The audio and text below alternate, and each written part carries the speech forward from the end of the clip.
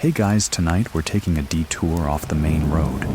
The kind of detour where the gas station stops showing up, the radio turns to static, and the only sound left is the soft rhythm of your own breath until you realize something might be breathing with you.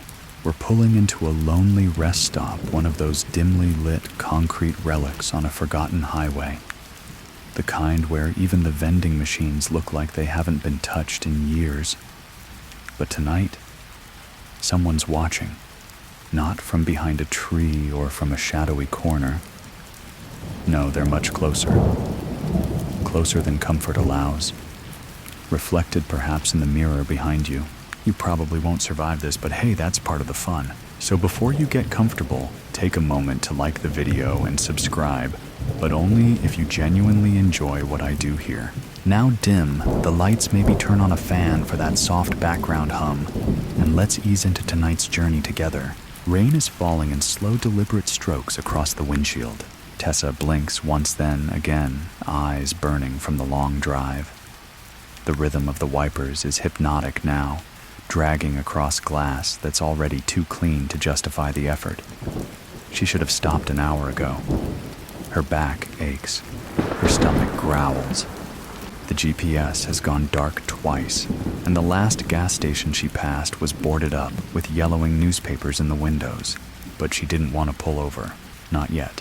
The highway's been empty for miles, just her and the black ribbon of asphalt unraveling into fog. Her headlights push against it, feeble and yellow, like trying to light up the ocean with a match. She glances at her phone. No signal, not even a bar. Then, like an answer to an unspoken wish, the sign appears, faded, flickering. Rest area. 1 mile. She exhales. Not relief, not exactly, but something between resignation and necessity. Her bladder agrees. The car crunches over gravel as she pulls into the rest area. It's half hidden behind a line of overgrown trees. There's only one other vehicle in the lot, an old blue pickup with fogged windows and rust licking its tires. No lights, no movement. Tessa keeps her engine running for a moment. Just watching. The building is squat concrete, painted in a gray that looks the same color as the sky. 2 restrooms, men and women, with metal doors that don't quite close all the way. A vending machine hums weakly beside them, its lights flickering like tired fireflies. She tells herself it's fine. She tells herself she's being paranoid. She leaves the keys in the ignition, but takes her phone, useless as it is, and slides it into her jacket pocket. The moment she steps out, the cold hits her damp and sharp. The kind that gets into your bones.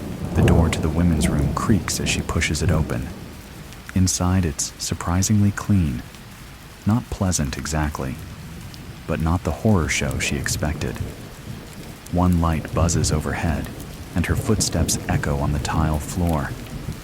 3 stalls, all closed. She hesitates, then she chooses the middle one. The sound of the door latching behind her is louder than it should be. And then silence, not complete silence. There's the rain and the hum of the light, and the occasional drip from a faucet that hasn't been shut all the way. But layered beneath that, there's something else. Something subtle. Breathing. Slow, shallow. Not hers. She holds her breath, heart thudding in her ears. It stops. She swallows, wipes her hands on her jeans, and opens the stall. Empty. She steps to the sink and splashes her face. Avoids the mirror. She doesn't know why. Maybe because the light above it is flickering. Maybe because the surface is too clean, too polished. It feels like looking into something that might look back. Still, she glances up, and for a moment, just a sliver of a second, she sees someone standing behind her. Not directly behind her. Not inside the restroom. Not reflected the way things should be. No, they're standing inside the mirror. In the glass. Their face is wrong. Not grotesque, not gory, just not quite human. The eyes are too still. The expression too empty, too focused. They don't blink. Tessa whirls around. No one there. When she looks back at the mirror, it's just her. She stares at her own face, trying to believe it. Her eyes are wide. Her skin looks pale, almost waxy in the cold, fluorescent light. Behind her, the door creaks open. She spins again, faster this time, heart in her throat. No one, just the wind. The door slowly swinging inward with a groan, then settling. She exhales sharply, like forcing out something toxic. Enough. She dries her hands, brushes off her jacket, and heads for the exit. Outside, the lot is darker than before. The clouds have thickened, blotting out what little moonlight there was. Her car's headlights are still on, but they don't feel comforting anymore. She hurries back toward the vehicle, glancing once, just once, at the blue pickup still sitting in the far corner. There's a face in the window. Or maybe not. She doesn't stop to check. She climbs into her car, slams the door, locks it. The warmth inside is almost shocking.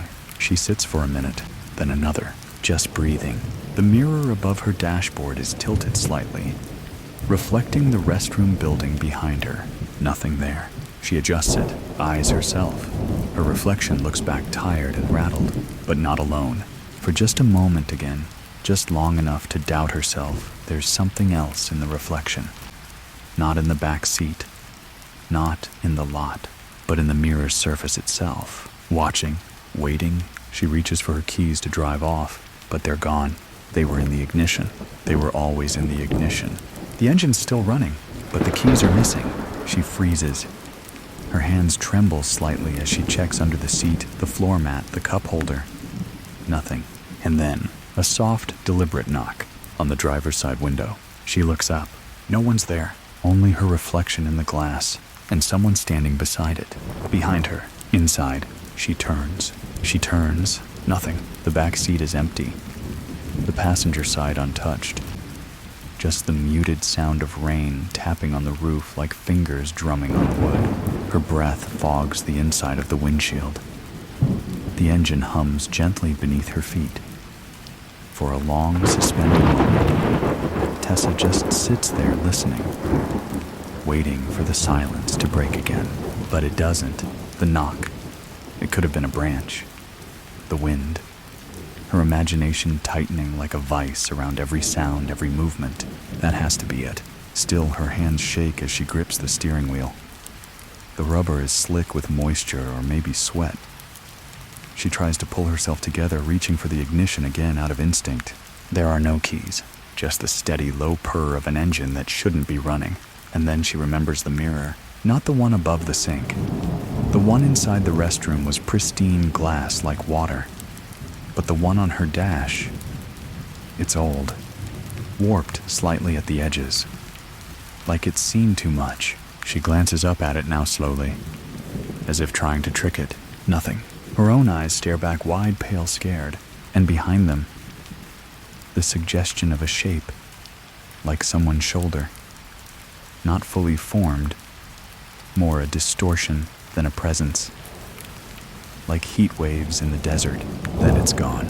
She opens the car door, fast, almost slams it off its hinges. The air outside is heavier than before, thicker. The trees black against the fog lean in just slightly more. The lot feels smaller, like the shadows are closing ranks. She takes a breath and crouches beside the car, looking underneath. And there they are, her keys, laid out neatly under the center of the vehicle, like someone had placed them there on purpose. No way they just fell. She reaches, stretches an arm beneath, and the gravel grinds beneath her weight. Her fingers close around the keys, but as she pulls back, her eye catches something just for a second. A boot, not hers, standing just behind the rear tire, unmoving. Worn leather laces untied one toe, slightly lifted, as though about to take a step. She jerks upright, smacking her head on the car's bumper. Pain flashes white behind her eyes. She spins. Nothing. The lot is still, empty. The blue pickup is gone. Her stomach drops. There was no sound, no engine, no headlights pulling away. But the rusting truck that sat there like part of the scenery for the past 10 minutes is gone. Only the wet outline of its tires remain in the gravel. She backs toward the driver's door, keeping her eyes on the lot. Unlocks the car. climbs in. She doesn't wait this time. She shoves the keys into the ignition, even though the engine's still running. The metal hits something solid, they won't go in. She pulls them back, stares. They're not her keys. They look like hers. Same ring, same bent grocery store tag. But the metal, it's cold. Too cold. And the teeth are wrong, worn down, dulled. Like they haven't been used in years. She throws them onto the passenger seat and checks the ignition. No key, just the soft whir of the running engine. And then behind her, a whisper. Not words, not even breath. Just presence. The idea of sound. Felt in the spine more than heard in the ear. She refuses to look back. Grips the steering wheel and shifts into reverse. Tires crunch. She pulls out of the lot slow and steady. The mirror shows nothing. Nothing behind her. Nothing in the car. Just rain and trees and blackness. She doesn't blink for miles. The road curves and the trees bend with it, forming a tunnel. Her headlights reach out and pull the world into shape. At last, a gas station. Lights on. Neon open sign humming lazily in the fog. She exhales for the first time in what feels like hours. Pulls into the lot. She leaves the engine running and walks to the door, hoping for other people. For chatter, even fluorescent light. Anything but the memory of that face in the glass. Inside, the place is warm. Smells like cheap coffee and engine oil. A woman behind the counter looks up, bored.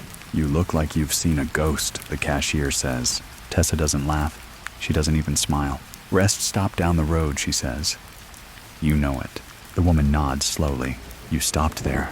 Tessa nods. The woman looks past her out the window, eyes narrowing slightly. "Don't take this the wrong way, hon," she says, voice suddenly low. "But when you looked in that mirror, did it look back?" Tessa doesn't respond. Not right away. Then, yes. The woman sighs and reaches under the counter, pulls out a keychain. On it, a charm shaped like a mirror cracked down the middle. Not ornamental, handmade, old. "Take this," she says, voice barely above a whisper. "And whatever you do, don't look into any more mirrors tonight." Tessa hesitates, then accepts the keychain. Why, she asks. The woman doesn't answer. She just turns the small TV behind her counter up. Static. A faint image emerges, black and white security footage of the gas station lot. Tessa sees herself, and standing just behind her, something tall, thin, and watching. From inside the reflection on the glass door she just walked through, Tessa stared at the grainy screen behind the counter. Her own figure frozen in black and white, like some ghost caught in reverse. The image stuttered with static, just long enough to blur reality, but not long enough to disguise what stood behind her. Not a person, not really. Just a shadow. Tall wrong in the way its shoulders bent in the angle of its neck. It stood inches behind her reflection in the glass door, but not behind her body. There was no one physically near her on the lot when she entered. Yet the camera insisted otherwise, as if the lens had captured a truth her eyes couldn't. The cashier didn't look at her again. She simply turned the TV off with a quiet snap, returned to her chair, and resumed flipping through a half-solved crossword puzzle. The hum of the overhead lights returned to dominance. No more words, no explanation. Just the silence that follows the kind of fear that doesn't need to be named. Tessa moved through the aisles, slowly, hands slightly trembling, picking up a bottle of water and a protein bar, though her appetite was gone. Every time she turned a corner, she glanced down the reflective door of a cooler or caught herself in the faint gleam of a freezer handle. She averted her eyes quickly, not because she expected to see someone, but because she expected to see herself. Delayed, watching back a moment too late. She took the items to the counter and paid in quiet, avoiding the woman's eyes. The mirror charm weighed oddly in her pocket, too cold and too heavy for its size. She didn't know what she believed, not really. but her instincts screamed not to leave it behind. Back outside, the fog had thickened, hanging low and suffocating like damp wool. Her car sat alone in the lot, now headlights still on engine, gently rumbling. The mist swallowed the edges of the building, and the treetops beyond, dissolving their shapes into ghostly silhouettes. Tessa hesitated.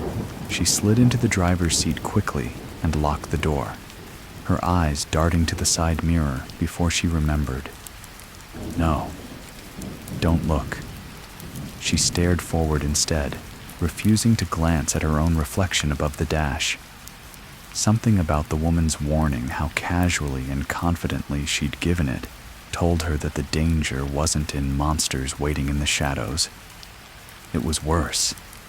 The danger was in what you invited the moment you believed a reflection was just glass. Her fingers tightened on the steering wheel. A whisper of movement stirred behind her.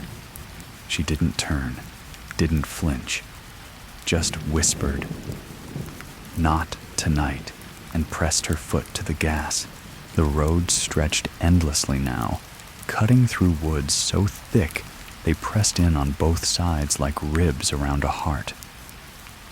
The moon was gone, hidden behind thick, unmoving clouds. Her headlights struggled against the fog painting only a few feet ahead before being swallowed whole. The farther she drove, the more the world began to feel abstract, less real. Trees bled into one another. Road signs vanished before they could be read. The GPS was still useless, its screen stuck in a frozen loading symbol, unable to pull her back into the modern world. For a moment she wondered if she'd passed back into the past, or somewhere else entirely. It didn't feel like night anymore. It felt like she was driving through a dream that didn't want her to wake up. She checked the dashboard clock, 2:46 a.m.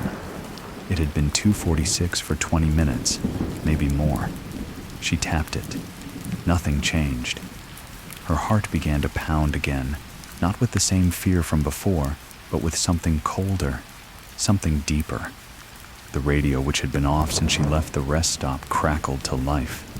Static at first, then a slow, winding voice filtered through, distorted and distant, like it was coming through layers of water and glass. "Tessa," she slammed her palm against the volume knob. The radio fell silent. Her breath came in short bursts, fogging the windshield again. The name had been clear. Not just a sound that sounded like her name. No, it had been her name spoken low and slow, as if it had been practicing her voice for hours. A shape flickered at the edge of the road. She swerved slightly, catching it in her peripheral vision. Tall, impossibly thin, with joints bent the wrong way, as though it had been folded into a mirror, and only now was unfolding. She didn't stop. The trees broke open to a clearing ahead, and just beyond it, Mercy, a motel. Flickering neon letters spelled "Rest Easy Inn," though the S blinked in and out, making it read "Ret Ia Y Inn." The lot was mostly empty. Just a single car parked near the office. Tessa pulled in, heart-rattling. Her hands trembled on the gear shift. For the first time in an hour, the dashboard clock ticked to 2:47. She sat in the car for a moment, unsure if it was safer inside or out. Then, gathering what little resolve she had left, she grabbed her bag and stepped out. The air was wrong here. Not cold like before, just still. Dead still. Like the world had paused, holding its breath. The office was open. Inside, a young man in a red polo shirt looked up from a book, smiling as she entered. He seemed normal, friendly, human. But her eyes darted to the mirrored security dome on the ceiling, reflecting her figure and his, and something else. A third shape, just behind her shoulder. She didn't turn. "Need a room?" the man asked. "Yes," she said quickly, voice dry. "Just for the night." He nodded. "Number 4, around the side. You're the only guest tonight." He slid her a key, an old metal one, not a card, and gave her a receipt with a practiced smile. Coffee in the morning, if you make it that far." She paused. He grinned wider like it was a joke, but in the reflection above, his face wasn't smiling. It wasn't even his face. She took the key without a word. Outside, her footsteps echoed on the pavement as she circled the building. Room 4 was near the end, half shrouded by a sagging tree whose leaves hung heavy with mist. She unlocked the door, pushed it open, and stepped inside. The room was small. A bed, a nightstand, a faded painting of a barn at dusk, one lamp beside the bed, a bathroom door slightly ajar, and above the dresser, a mirror. She froze. Her own reflection stared back at her, but it didn't move in sync. Its breath lagged behind hers, just slightly. Tessa stepped forward. Her reflection didn't.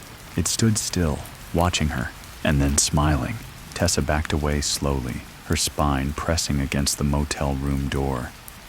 The smile in the mirror widened. Not hers, not natural.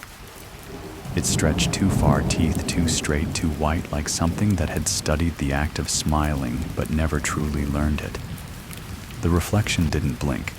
It didn't breathe. It just stood there, mimicking her shape, but no longer following her movements. The lamp beside the bed buzzed faintly. A flicker of light danced across the room, casting long shadows against the wood-paneled walls. Her heartbeat thudded louder than the rain outside, now louder even than the hum of the motel's old HVAC system, which pushed out a lukewarm breeze that smelled faintly of rust and old dust. She knew she should leave, turn around, walk out and drive until daylight. But she also knew deep down with the part of her mind that still pulsed with the raw instinct of a child afraid of the dark, that if she turned her back on the mirror, now it might follow. So instead, she stepped forward, slowly, carefully, one foot after another, eyes fixed on the glass.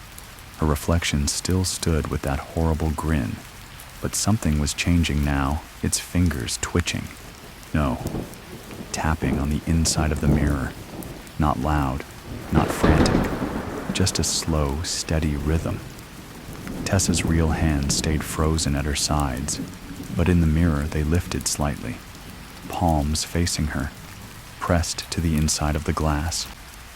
The reflection leaned forward, then like someone peering through a window.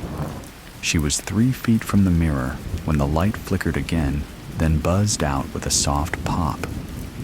Darkness swallowed the room in an instant, thick and complete. She sucked in a breath and instinctively reached for the lamp switch.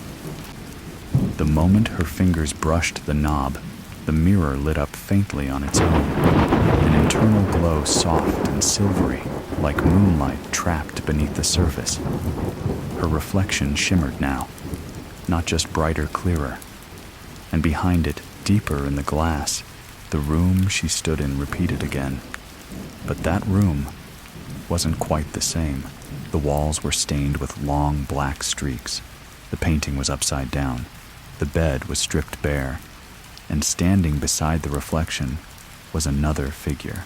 Taller, thinner. It had no face, just a blank stretch of pale, smooth skin where features should have been. But it leaned toward her reflection close enough to whisper in its ear. The mirror version of Tessa turned its head toward the thing, and for the first time, moved without her. It nodded. Once. Slowly. And then it raised one finger and pointed at her. Tessa reeled back her heel, catching the edge of the rug. She stumbled, arms flailing, until she landed hard against the side of the bed. Her elbow caught the nightstand, knocking the lamp to the floor. The bulb shattered. A sharp sting sliced into her skin. She didn't care. The mirror went dark again. Not broken, just asleep. She didn't move for a while. Just lay there breathing, listening to the sound of blood pumping in her ears. Eventually, the motel's HVAC kicked back on. The air stirred faintly. Reality, or some imitation of it, returned to the room. She crawled onto the bed, dragging her bag close. From the front pocket, she pulled out the mirror charm the gas station woman had given her. It was warm now, too warm for metal. The cracked surface pulsed faintly with heat, as if alive. She stared at it in her palm, feeling it throb in sync with her heartbeat. The logic of her world was gone, fractured like glass. None of this made sense, but the fear was real, tangible. And deep down, her instincts told her the charm was the only thing keeping that mirror from reaching through and touching her. Tessa turned the charm over in her hand and saw that the back was engraved so faint it was almost invisible. "See me, free me." She didn't know what it meant, didn't want to know. She wrapped it in a tissue and shoved it into the drawer of the nightstand, then pushed the drawer shut with her palm. The mirror across the room remained still. By some miracle, her phone buzzed no signal, but the clock had returned. 3:14 a.m. The same time she'd passed the rest stop the first time. Time, it seemed, had started moving again, but the unease lingered. She thought of what the gas station woman had said. Don't look into any more mirrors tonight. How many had she already looked into? What if she'd already looked too long? The thought made her skin crawl. She turned her back to the mirror finally and lay down on the motel bed. The sheets were rough, the pillow lumpy, but it didn't matter. She was exhausted. Her eyes burned, her chest ached, and even her fear had grown heavy. Not gone, but dulled. A quiet electric hum beneath the skin. She closed her eyes. Sleep didn't come easily, but eventually it came. When she woke, the sky outside the window was a pale, foggy gray. The clock read 6:02 a.m. The mirror sat untouched. Her reflection returned to normal, tired but hers. She crept to the nightstand, opened the drawer. The charm was gone. Only the crumpled tissue remained. A hollow sinking feeling twisted her gut. She checked the floor, under the bed, her bag, nothing. And then from the bathroom, a sound. Not the toilet, not the fan. A whisper, low, drawn out. Her name, Tessa. She turned toward the bathroom slowly. The door was wide open now, inside hanging above the sink. Another mirror, one she hadn't noticed before, one she was sure hadn't been there last night. And within it a shape, not her reflection. Something else, something waiting. Tessa stood in the center of the motel room, every instinct in her body screaming at her to leave now, before the thing in the bathroom could fully emerge from wherever it came from. But her legs wouldn't move. She felt as though the floor had thickened beneath her, as if her shoes had sunk into wet cement. All she could do was stare at the bathroom mirror, its surface softly glowing in the dim gray light of morning. The figure inside it remained still. No features, no motion. Just an outline, like it had been drawn in breath against cold glass. And somehow, that was worse than movement. At least if it moved, it could be explained, categorized. But this thing didn't obey. It didn't need to. It simply was. Her mouth went dry. She tried to speak, to say anything out loud to shatter the tension, but her voice caught in her throat. The reflection, if it could even be called that, tilted its head. Not in confusion or curiosity, in understanding. It was watching her realize something. She backed toward the door, careful not to take her eyes off the mirror, one foot behind the other, until her hand touched the knob. Cold metal. Something real. She twisted it and stepped outside. The morning fog hung low over the lot. The neon sign had gone dark, the office windows empty. No lights, no movement. Even the young man behind the desk was gone. Her car was still where she left it, but something felt off. She approached it slowly, scanning for signs of tampering, damage presence. The windshield was covered in dew, but beneath the moisture, a set of smudged fingerprints curled into the glass. Not handprints. Fingerprints, long, narrow, and too many of them. As if something with too many fingers had pressed its face to the glass and watched her sleep. She didn't clean them, didn't want to touch them. She unlocked the door and slid into the seat, checking the back quickly. Empty. The dashboard clock read 7:03 a.m. Finally, time seemed to be obeying again. The engine turned over on the first try, and the familiar vibration beneath her feet brought a small surge of grounding. She put the car into drive, pulled out of the lot, didn't look back. The road ahead was straight for once, cutting through fields of damp grass and mist that curled low and slow. The trees had thinned. The sky lightened.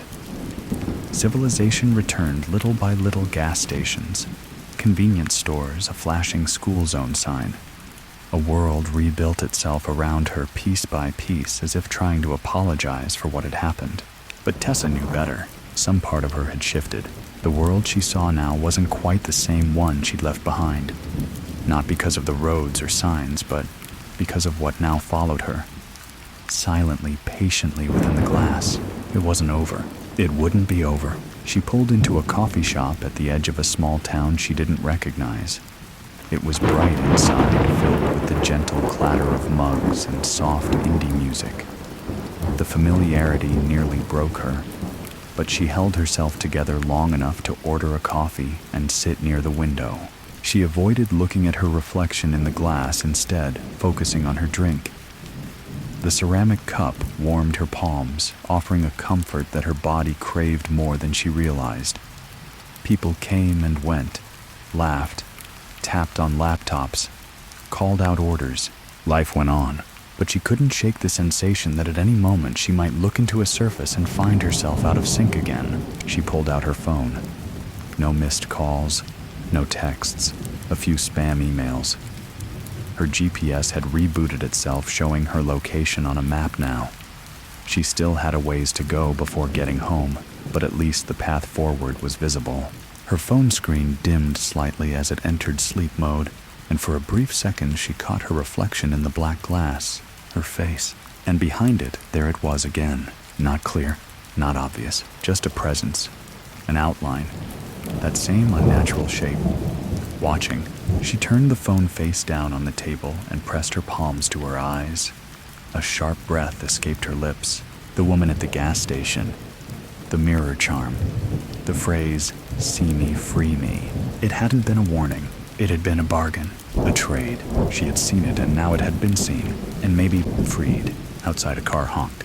Tessa jumped slightly, her coffee sloshing over the rim. She wiped it with a napkin, glancing around. No one had noticed her. She was just another tired traveler in a busy shop. She grabbed her phone, her keys, and headed back to her car. She needed to get home. She needed to figure out what had followed her, because deep in her gut, she knew that the thing in the mirror wasn't done yet. It didn't just want to observe. It wanted to step through. And the more she looked, the more she felt its grip tightening. By the time she reached her car again, her reflection in the window didn't match her posture. It was smiling, again, and this time she didn't even bother pretending it wasn't real. Tessa stared at the reflection in the car window, her face still, her breath fogging the glass slightly. But her mirrored self was grinning, chin tilted upward, in a way she hadn't moved. The smile wasn't exaggerated now, not grotesque or cartoonish, but subtle. Worse. That small curve of the lips that suggested amusement or satisfaction, as if the reflection knew something she didn't. As if it had been waiting for her to see. It really see it for the first time. She didn't move. Her keys dangled loosely from one hand, her coffee in the other, going lukewarm. The reflection remained still, unblinking, even as her real fingers trembled. She tested the mirror by turning her head slightly to the right. Her reflection didn't follow. It just kept looking. She blinked, and the grin vanished. The reflection returned to normal, synced again, mirroring her precisely. But the illusion of safety had been shattered. She climbed into the car, locked the doors out of habit, and set the coffee into the cup holder without sipping. For a while, she just sat there, forehead against the steering wheel, willing her pulse to slow down. The silence inside the vehicle was thick. Even the engine had grown quiet, the low hum fading into something that almost felt like static, subtle, persistent. just at the edge of hearing. Tessa didn't know if what followed her was a spirit, a curse, or some ancient thing that lived in surfaces humans took for granted. But she knew one thing with absolute certainty. Now this wasn't random. She had seen it. It had seen her. And there was no going back to pretending mirrors were just mirrors. When she finally pulled onto the highway again, her hands were cold fingers wrapped too tightly around the wheel. The morning sun struggled to break through a ceiling of thick clouds, leaving the world around her muted and colorless. Traffic was sparse. Just a few scattered vehicles spaced too far apart to offer comfort. She kept her eyes forward. No mirrors, not even glances at the rear view. Her reflection would be there, of course, waiting. And every time she acknowledged it, she felt a thread being pulled. Just a hair's width at first. But that thread led somewhere. Deeper. Into something she didn't understand. It wasn't until she reached the next town 2 hours and 100 miles later that she allowed herself to stop again. The place was small, old. A diner sat on the corner of a cracked intersection. Its painted sign faded from decades of sun. The windows were dusty, but a few people sat inside, locals probably. Familiar with each other, nodding politely as she walked in. The bell above the door jingled and a waitress looked up from behind the counter. "Sit anywhere you like, hon," she called out.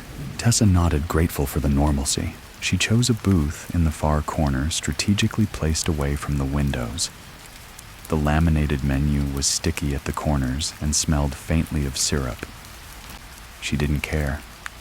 She ordered something hot eggs, toast coffee, and tried not to let her eyes linger on the chrome napkin dispenser or the polished silverware. Anything reflective was suspect now. When the food came, she ate in silence the clinking of plates and murmured conversations around her, forming a soft human soundtrack.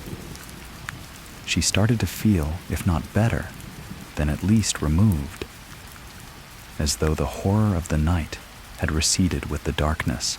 But then a little boy walked past her booth, no more than 6 or 7. He paused at her table, stared for a second too long, and said softly, "You've got someone following you." Tessa's fork froze halfway to her mouth. What she asked, voice barely above a whisper. The boy pointed to the chrome napkin holder beside her. She turned her head slowly. In the reflection, she saw herself. And behind her, the figure, not clearly, just a distortion, a ripple, but enough to recognize. The boy smiled, not cruelly, not mockingly, just knowingly. Then he turned and walked back to his family, as if he hadn't said a word. Tessa sat very still, her eyes locked on the warped image in the napkin holder. The reflection shifted again, just slightly, but this time she saw it move without her. The figure tilted its head, and in the distortion it raised a hand, pressed it to the inside of the metal, just like it had in the motel mirror, just like it had wanted out. A waitress passed by, jolting Tessa from the trance. She stood, dropped a crumpled bill on the table, and left before finishing her coffee. The bell jingled again as she exited. Outside, the clouds had thickened. The light had turned gray once more, like the sky couldn't make up its mind about what kind of day it wanted to be. She got into the car and drove. This time, she didn't stop. Not for gas, not for food, not for anything, because it was growing bolder. That much was clear. It didn't hide in just mirrors anymore. It had found its way into smaller surfaces, stainless steel phone screens, window panes. Anywhere that could reflect just enough of her back to remind her that she wasn't alone. Whatever it was learning, it was watching, and it was waiting for something. As the road stretched ahead of her once again, she noticed the subtle change in her own reflection in the side mirror. The figure inside it was closer now, not behind her anymore, but beside her. Tessa kept her eyes locked on the road ahead, refusing to glance toward the side mirror again. But the image had burned itself into her brain. It hadn't been her reflection anymore. It had been that thing's. Smooth, pale skin, hollow where features should be. No eyes, no mouth. Just a vague human shape carved out of absence Like light refused to rest on its surface, she gripped the steering wheel tighter, her knuckles turning white. The car's tires hummed steadily beneath her, a familiar sound that once might have lulled her into comfort on long drives. Now it was just another layer of white noise, another soft static beneath which something else might be whispering. Mile after mile slid under her wheels. Forests blurred into open fields, fields into scattered towns. Each exit sign felt like a choice she didn't want to make stop and risk it catching up, or keep going and risk falling asleep at the wheel. Her body ached with exhaustion. Her eyelids grew heavier with each hour, but fear kept her alert. For now, somewhere just past noon, she pulled into a rest stop, not the same one, not even similar, but she felt her hands tremble the moment she spotted the sign. She wasn't planning to stop. She really wasn't. But her gas tank hovered just above empty, and the low fuel light had started to blink a good 20 miles back. She parked at the edge of the lot, as far from the main building as she could. The rest area was busier this time. Families with kids, truckers, people eating lunch on the hoods of their cars. She found a strange comfort in their presence. Whatever haunted her, it hadn't shown itself when others were watching, but still she kept her eyes down. Avoided reflective surfaces, windows, car bumpers, even puddles. She went inside, quickly used the restroom without looking into the mirror at all, and bought a bottle of water and trail mix from a vending machine. The woman at the counter was humming a soft tune, something old maybe from the 50s. A lullaby without lyrics. Tessa felt her stomach twist. The sound was too sweet for this place. Back outside, she paused beside her car keys in hand. Her fingers brushed against her pocket. The charm was still gone. She had checked again that morning, ripped her bags apart, searched the bed, the floor, the parking lot where she'd stayed the night before. Nothing. No trace of it. As if it had never existed. Or worse, as if something had taken it back. Her hands shook slightly as she opened the door and climbed in. This time, she glanced at the mirror before starting the engine. Her own face stared back, no smile, no distortion, nothing. Still, she didn't relax. She drove for another hour, pushing the limits of her attention until her head began to nod, just a little. Her vision blurred. The words on road signs stopped making sense. She slapped her cheek cranked. The AC rolled down the window, let the sharp air sting her eyes. It wasn't enough. She couldn't do it anymore. Her body screamed for rest, for sleep, for stillness. Just an hour, just a nap. She took the next exit and followed a small road into a cluster of trees. There was a gas station with a dirt lot beside it. No other cars. No employees visible through the dusty windows. A picnic table sat beneath a leaning oak. It was enough. She turned off the car, locked the doors, and reclined the seat just slightly. Only a few minutes, she told herself. Eyes closed, but not asleep. Just resting. Her mind drifted weightless and slow. And then came the tapping, soft, rhythmic, from the inside of the windshield. She opened her eyes. No one. Nothing. But on the glass, 5 long, narrow fingerprints, pressed flat, from the inside. Her breath caught in her throat. She reached for the ignition. The keys weren't there. She hadn't taken them out. They'd been in the ignition. She was sure of it. And then movement. In the rearview mirror, just the briefest shimmer of something shifting in the back seat. Her head turned before she could stop herself. Nothing. But when she looked back at the mirror, her reflection wasn't alone. It sat there beside her, in the passenger seat. That thing, the figure, the watcher, the imitation, no longer just mimicking her from a distance. It sat calm, still posture, perfectly straight. And now it had a face. Hers, almost.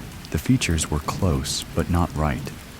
Like someone had sculpted her from memory and got the spacing wrong. The eyes were too wide, the mouth too still. The skin too pale, almost translucent, like something fresh from being born. Tessa tried not to scream.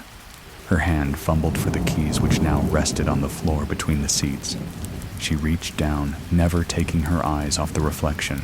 The double didn't move, didn't speak, but as her fingers touched the keys, the thing in the mirror opened its mouth just slightly wide enough to reveal something behind the teeth. A second mouth, black, endless, whispering her name, not out loud, but in her head, again and again.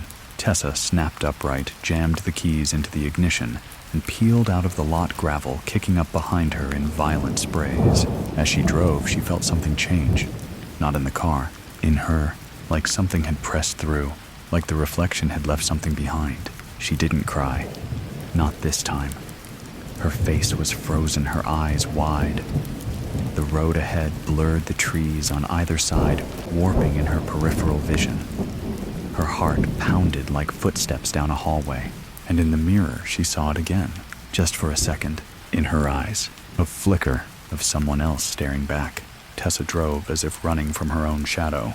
The road unraveled beneath her, like a thread pulled too tight each turn, bringing more questions than answers. Her pulse was no longer a heartbeat. It had become a constant pressure in her head, in her ears, and the trembling of her hands on the steering wheel. The air inside the car felt thinner with each passing mile, as though whatever shared the space with her was slowly displacing oxygen, and she knew now it was inside. Not just metaphorically, not just a feeling. Something had passed through. She had watched it happen in the mirror. A moment so small, so quiet, that if she weren't already tuned to the impossible, she would have dismissed it. But she had seen the eyes, the ones in the reflection. They had blinked after hers. They had lagged like a faulty connection. But in the last second, they had caught up, matched her perfectly, and then something behind them had snapped into place. She hadn't been alone since. The highway curved through a stretch of empty land, flat, unbroken, except for clusters of dead trees. Their limbs clawed at the sky like blackened hands. There were no other cars, no towns, no signs of life, and her gas tank was nearly empty again. She cursed under her breath, glancing at the dashboard. The needle hovered just above red. Another 10 miles, maybe less. She glanced at the GPS, still working. Finally. A blinking dot marked the nearest service station, a small icon labeled simply McCarthy's Outpost. 20 minutes away. Her fingers flexed on the steering wheel. She could make it. Probably. The world outside had grown dimmer again. Afternoon, maybe. Hard to tell with the overcast skies. The sun had barely made an appearance since this whole thing began, and now it felt more like an old memory than something real. Her headlights flicked on automatically as the road dipped beneath a long stretch of trees, and that's when the radio came alive again. No warning, no static, just a voice. Tessa, her name. Spoken with no emotion, no inflection. Just a dry, sexless voice like someone reading it off a list. Then silence. She reached out slowly, hand trembling, and turned the dial all the way down. The voice didn't return, but the damage had been done. Her ears rang with the echo of that single word. It knew her name. It had known it since the first rest stop. The thought sent a shiver up her spine, and she fought the urge to pull over and scream. But she didn't. She pressed on the trees, thinning again as the road opened into flat land once more. Up ahead, finally, a small sign, McCarthy's Outpost, 2 miles. She breathed an almost involuntary gasp of relief. The outpost itself was barely more than a structure. A squat brick building, its red paint flaking with a single gas pump standing crooked out front like a forgotten monument. A flickering open sign buzzed faintly in the window. Tessa pulled up to the pump. No digital screen, just a manual nozzle and rusted meter. She stepped out her knees, stiff from the hours behind the wheel. The wind had picked up slightly, carrying with it the scent of damp earth and something metallic. She reached for the pump and froze. In the chrome casing just beneath the glass meter, she saw herself, and she was smiling again. But it wasn't the reflection that made her flinch. It was the movement behind it, the shadow. That same shape. Closer now. almost pressed up against her back in the image, though she felt no breath, no warmth. She ripped her gaze away and focused on the pump. Hands shaking, she filled the tank, refusing to look anywhere but down. When she finished, she went inside to pay. The outpost was dimly lit, stocked with old road snacks and dusty shelves of forgotten brands. A man stood behind the counter, tall, broad-shouldered, with a lined face and deep-set eyes. He looked up as she entered, and for a moment, Tessa braced for something strange. But his gaze was clear. Steady. "You look like you've seen something," he said. Voice low, matter of fact. Tessa opened her mouth, paused, then said quietly, "Do you believe in things that follow you through mirrors?" The man didn't answer immediately. He studied her face. Then without a word, he turned and reached beneath the counter. When he rose again, he held something in his hand, an old photograph, worn and curled at the edges. He placed it on the counter. Tessa leaned in. It showed a woman standing at the edge of a bathroom, staring into a mirror.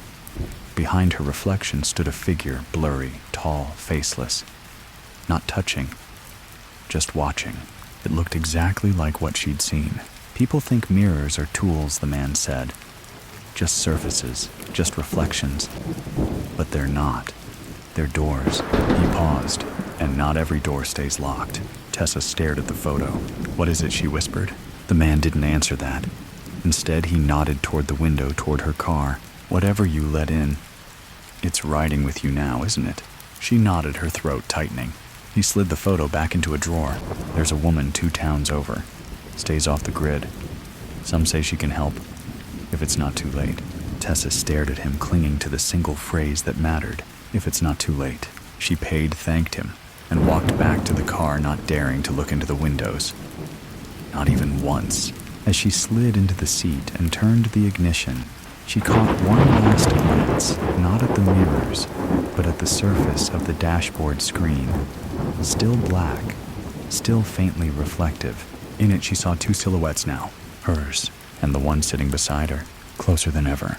The engine rumbled softly beneath her feet as Tessa pulled away from McCarthy's outpost, the sound a faint, reassuring hum that didn't match the storm beginning to roll in overhead.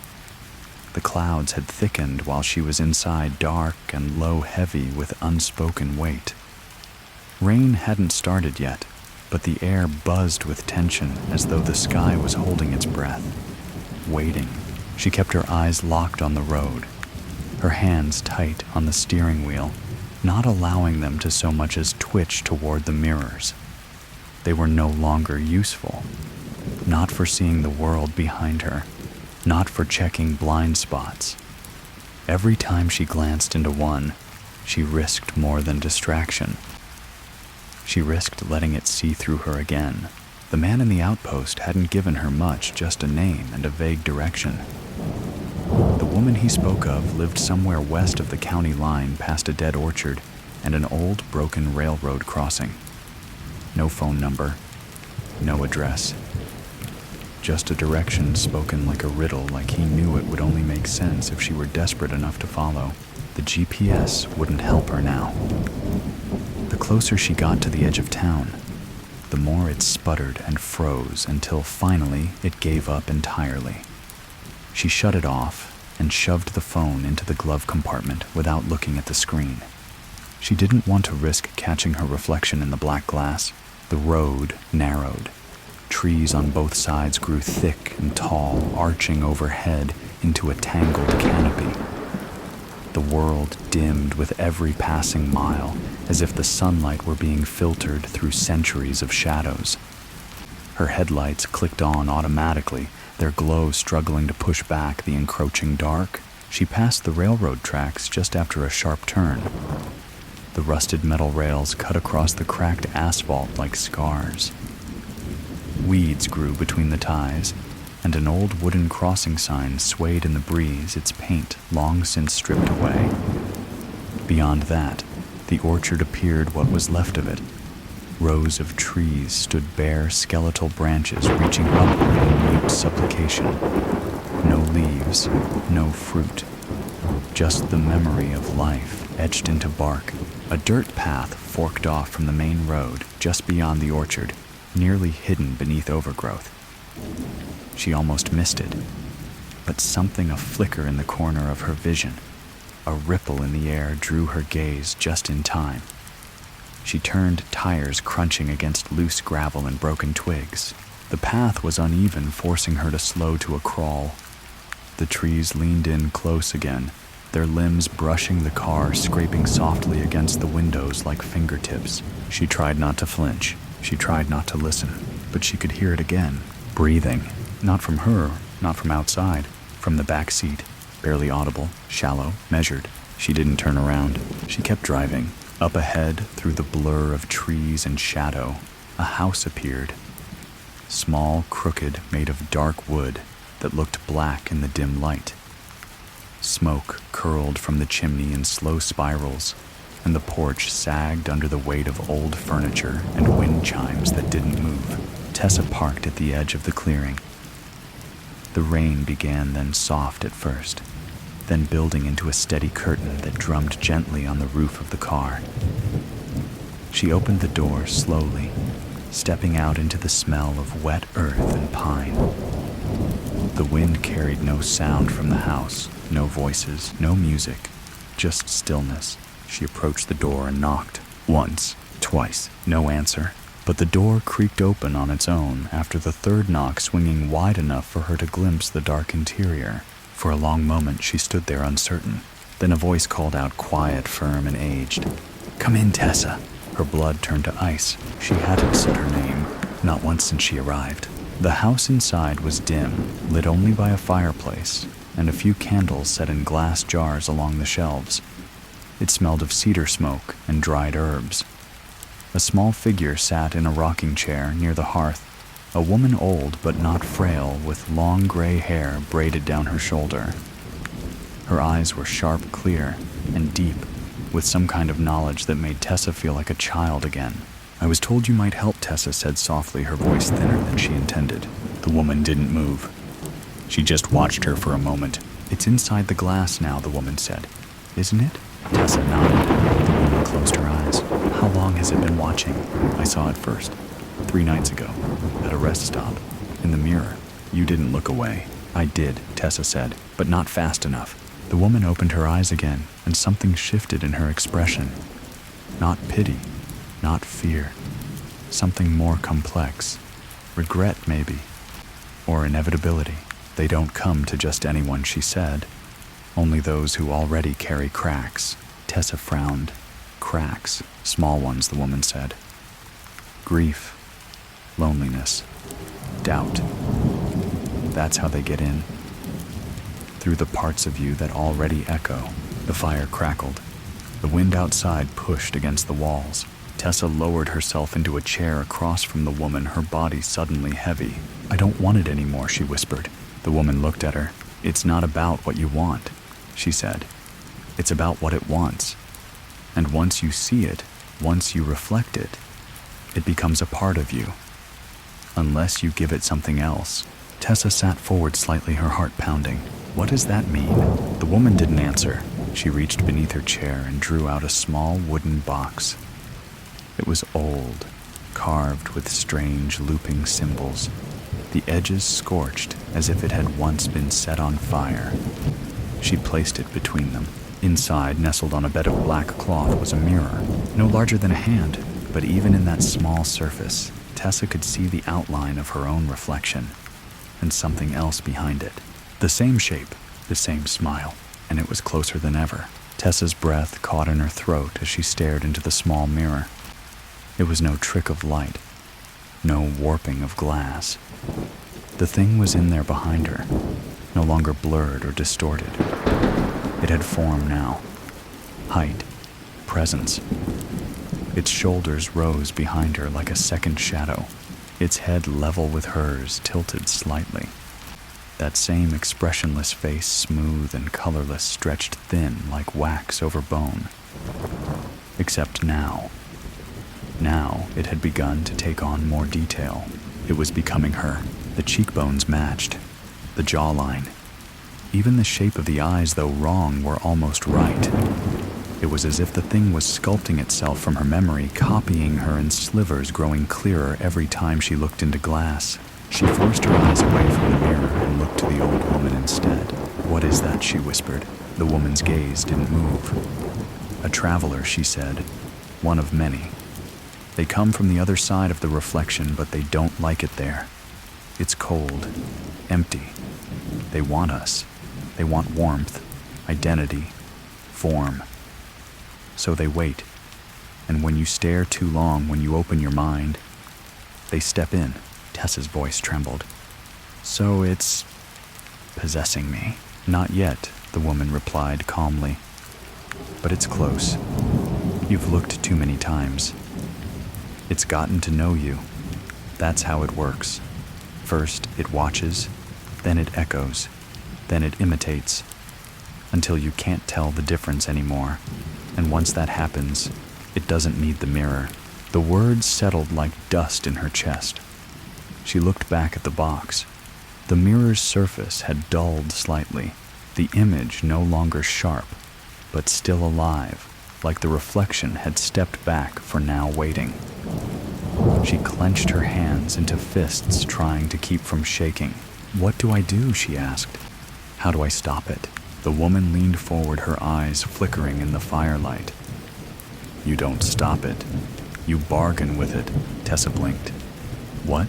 "There's no banishment, no spell. You invited it the moment you reflected it fully. It's in your imprint now. The only thing you can do is give it a better offer." The room fell silent. Tessa felt her throat dry. "Offer what?" The woman's eyes narrowed slightly. Something else to echo. Something willing. Or something weaker. Tessa's stomach turned. "You're saying I have to give it someone else?" "No," the woman said softly. "I'm saying it needs to choose." Tessa sat back, the chair creaking beneath her. She stared at the fire, its flames rising and falling like breath. The idea settled in her mind like oil on water, dark, slippery, hard to grasp. There was no exorcism, no ritual, no cleansing. Only a transaction, a choice, and that meant it wasn't entirely mindless. It wanted something. "Can it be tricked?" she asked finally. The woman's gaze didn't waver. Not easily, but it can be tempted. Tessa looked at the mirror again, and the figure had returned, watching her from the other side, its version of her face just slightly more perfect, the features smoother, less flawed, less human. It looked like her, but idealized, like something that had rehearsed what she should be. "I don't want to give it anyone else," Tessa said. The woman nodded. "Then you'd better prepare yourself for the moment it stops needing your permission." Tessa rubbed her temples. "Why me? Why this?" The woman reached into her pocket and pulled out a stone flat round etched with the same looping symbols that had been carved into the box. She handed it to Tessa. "Because you saw it. And now it's seen you." Tessa turned the stone over in her palm. It pulsed faintly, warm, almost like a heartbeat. "What's this?" "A marker," the woman replied. "A tether. As long as you hold it, it knows you're still deciding. It won't act yet." Tessa swallowed. "And if I lose it, it finishes what it started." Outside, the rain had picked up. Thunder echoed in the distance like something vast stirring underground. The fire crackled in protest. Tessa slipped the stone into her jacket pocket and stood. "I need to end this," she said. The woman tilted her head. "Then you'll have to go back to where it began." Tessa froze. "The rest stop," she whispered. The woman nodded once. The door opened there. "That's where it will close." Tessa stepped back toward the entryway, casting one last glance at the mirror in the box. Her reflection smiled again, not mockingly, not threatening, just calmly, as if it already knew how this would end. Outside, the world had turned gray. She climbed into the car, gripped the wheel tightly, and took a deep breath. The image of the rest stop sign burned in her mind. The cracked sink, the flickering light, the mirror above it perfect and cold. It had started there. It would end there. She pulled out of the clearing, the trees swallowing her behind their branches. The GPS screen lit up on its own. A blinking red dot hovered in the center, marking a route she hadn't entered, and at the top of the screen, a single word displayed in faded white text. The car glided down the rain-slick road like it knew the way on its own. Tessa's hands remained on the wheel knuckles, pale, but she barely steered. She didn't need to. The GPS glowed faintly in the dim light, and though she hadn't entered a destination, it continued to guide her. Each turn arriving seconds before she thought to make it, each fork in the road illuminated in her headlights, like a decision already made. And still that word pulsed at the top of the screen. Home. She hadn't lived anywhere nearby. Her real home was hours in the opposite direction. But this device, this signal or whatever it was, had redefined the meaning of that word. Home now meant origin. Anchor. The place where the glass first opened. The rain blurred the world outside, streaking across the windshield, in soft rivers making the trees lean and bend like they were breathing. Time moved strangely. She couldn't tell if it had been 10 minutes or an hour. The dashboard clock blinked, 3:33 unmoving. Her reflection in the dark screen of the GPS stared back at her, faintly flickering with every bump in the road. She didn't look away. Not anymore. Somewhere along the way, fear had given way to a cold resolve. It wasn't courage. It was clarity.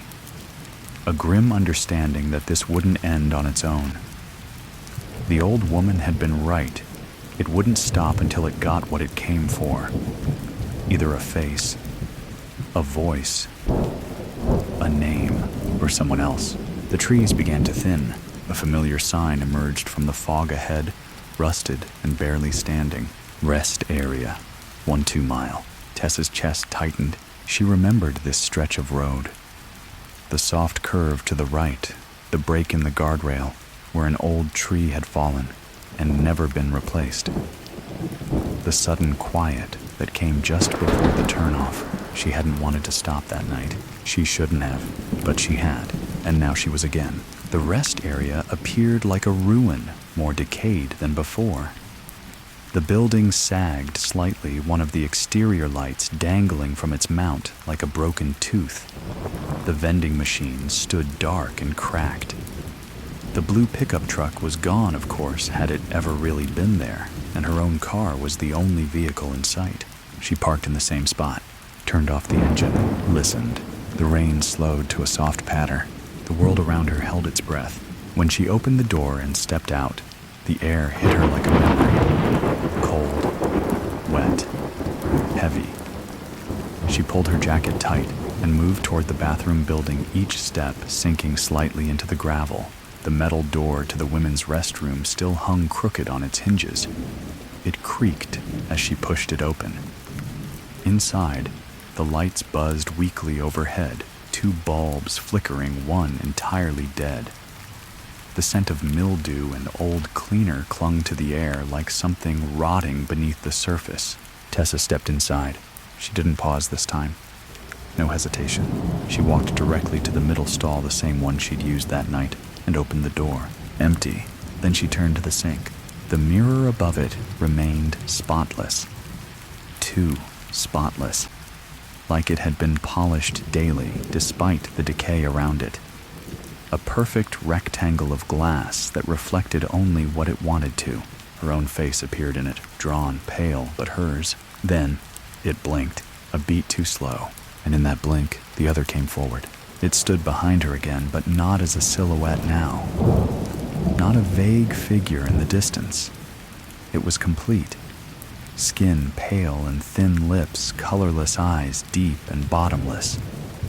And its smile had evolved not a mockery anymore, but something deeper, something intimate, like a predator greeting its prey after a long chase. Tessa didn't look away. She faced it, spoke aloud. "You followed me. You've taken from me. You want what I am." The reflection tilted its head. "But I know what you are now. I know you're not whole. You can't cross until I let you." The light above her buzzed louder. The air thickened. Her ears popped slightly, like pressure was building inside the room. She reached into her jacket pocket and pulled out the stone the old woman had given her. It pulsed again. Stronger now. Like a heartbeat returning to its body. The reflection's smile faded. For the first time, the thing inside the glass showed hesitation. Tessa stepped forward. "You need a vessel," she said, voice low. "But I won't give you mine." The glass vibrated faintly. Hairline cracks began to creep across its surface. Tiny, spider-thin. The figure inside began to shift its features, warping, glitching. One moment it looked like her, the next. Something older. Something almost male. Then back again. As if it were struggling to hold a shape it didn't fully own. Tessa placed the stone against the glass. The cracks deepened. "You made a mistake," she whispered. The lights blew out at once. Total darkness swallowed the room. But even without sight, she felt the mirror splinter. Heard it. A sound not like glass breaking, but like ice cracking over deep water. A low groan. A sigh. Something letting go. And then silence. The stone in her hand went cold. When the light stuttered back to life a second later, the mirror was gone. No shards, no fragments, just an empty wall where it had once been. Tessa stood there, the wet floor cool beneath her boots, the air suddenly lighter. It wasn't over.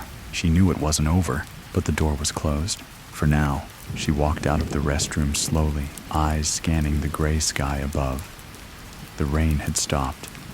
The wind was still. A single crow called out from somewhere in the trees. She didn't look back as she drove away, but the dashboard GPS lit up once again. Not with a red dot, not with directions, just a single line of text. "You looked." Tessa didn't answer the screen. She turned the GPS off, yanked the cord from its port, and shoved the whole unit into the glove compartment. The word still lingered in her thoughts, though etched like a burn across her mind. "You looked." It was both accusation and invitation, and she couldn't shake the feeling that it hadn't been directed at her alone, that maybe she'd become a kind of doorway too. The car hummed along the road. Her hands trembled slightly on the wheel, her body still locked in the tension of what had just happened. She wanted to believe it was over. The mirror shattered, the presence gone. But something gnawed at her, an ache in the bones, a sense of being watched that no longer came from outside. It had never been the glass itself. The mirror wasn't the creature. It was just the entry point. And if the creature had touched her enough, it didn't need glass anymore. She rubbed her palms against her jeans, grounding herself in texture, in sensation, in warmth. She could still feel the shape of the old stone against her fingers, even though it had stopped pulsing. It was in her pocket again now, cold, lifeless, like a battery drained of its charge. What now? Drive forever? Go back to her life, to the bland apartment and the blinking inbox, to the people who never noticed when she disappeared for a few days. Pretend none of it happened. No, she needed answers. If not for herself, then for whoever came next. Because someone would. Someone always did. She remembered the boy at the diner, the one who saw something behind her without fear. He'd spoken so casually. "You've got someone following you." Like it was common. Normal. Like he'd seen it before.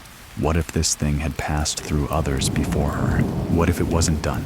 She reached into her bag at a red light, pulling out a small, spiral-bound notebook and flipping to a blank page. With shaking hands, she began to write what she'd seen, where it began, the mirror at the rest stop, the charm, the woman in the woods, the voice in the radio, the reflection in the glass. Every time she wrote a new line, her eyes darted toward the side mirrors. She didn't see anything, but she felt the potential of something waiting just out of sync, just behind the surface. She scribbled down the old woman's words, only those who already carry cracks. Grief, loneliness, doubt. The idea made her heart twist. Was that all it took? A little sadness, a quiet emptiness beneath the surface of your life. How many people carried that every day without even knowing? And how many mirrors did they glance into, never suspecting that something might be waiting? She pulled into a motel off the interstate. Hours later, something cheap, anonymous, a place where people paid in cash and didn't use last names. The rain had started again, not heavy, but persistent, tapping lightly on the hood of the car, like fingernails on glass. She booked a room without looking at the clerk. Got the key. Room 112. She walked down the hallway, her boots squeaking slightly on the thin carpet, and paused outside the door. Her heart raced as she unlocked it and stepped in. The room was small, basic, but clean. One bed, one lamp, and one mirror. It sat above the dresser, standard size, wide with a metal frame. She stared at it from the doorway. Her own face stared back, pale, hollow-eyed, tired. Just her, but she didn't move. She didn't walk into the room. Instead, she stepped back into the hallway, reached into her bag, and pulled out a roll of duct tape. In 10 minutes, the mirror was covered, every inch of it sealed beneath strips of gray. Then she dragged the desk chair in front of it, propped the notebook open on the cushion, and stared at it, not at the mirror, at the idea of it. She waited. An hour passed. 2. Nothing. No sounds. No presence. No whispered name. But the whole time her skin prickled with invisible heat, like something was holding itself back. Like a breath caught in the throat of the world. She stood in front of the taped-over mirror and whispered, "I'm not your doorway anymore." Silence. Then, faint, so faint she wasn't sure it was real, came a whisper from somewhere behind the tape. So close it felt like it was brushing the inside of her skull. "You are now." She didn't scream. She didn't cry. She just turned away and lay on the bed, leaving the mirror behind her covered, but not gone. And in the dark she listened, not for voices, but for breath. Because whatever she had walked away from at the rest stop, it hadn't vanished. It had just changed shape. Now it lived in silence, in absence, in the space between moments, between blinks, between her and the mirror. And as she drifted into a restless, shallow sleep, her own breath echoed back to her, delayed slightly, out of rhythm, like something was trying it on. Tessa didn't sleep deeply. She drifted in and out, floating along the edges of dreams that didn't belong to her. In one, she was walking through her childhood home, only everything was backward. The hallway stretched the wrong way. The light switches were mirrors. She reached for one, and when her fingers touched the surface, it rippled, not like water, but like something breathing. The mirror didn't reflect her. It showed the back of her head as if she were being watched by a version of herself that didn't blink. In another dream, she stood in the motel room, but she wasn't the one lying in the bed. She stood by the window, watching herself sleep. The body on the bed breathed slowly, chest rising and falling beneath the blanket. The version at the window had no eyes, just blank, smooth skin where the sockets should have been. And yet it looked at her, knew her. She woke with a gasp, damp with sweat. The room was silent, still. No footsteps in the hallway, no wind at the window. The only sound was the faint ticking of a clock from somewhere she couldn't see. She turned on the bedside lamp, the weak yellow light casting a small pool of safety over the room. Her notebook still sat on the chair facing the duct-taped mirror. She sat up and stared at it, listening. No whispers, no movement, but the air was charged. She stood slowly across the room in socked feet and gently touched the notebook cover. The paper was cool, smooth. She opened to the page from the day before where she'd scrawled everything, her messy handwriting, the smeared ink from the rain. But something was new. At the bottom of the page, beneath her last sentence, "I'm not your doorway anymore." Someone had written a reply, not in her handwriting. Then why are you still looking? The pen had pressed hard into the paper, carving the letters deep. She turned the page slowly. The next was blank. She flipped back. The words remained.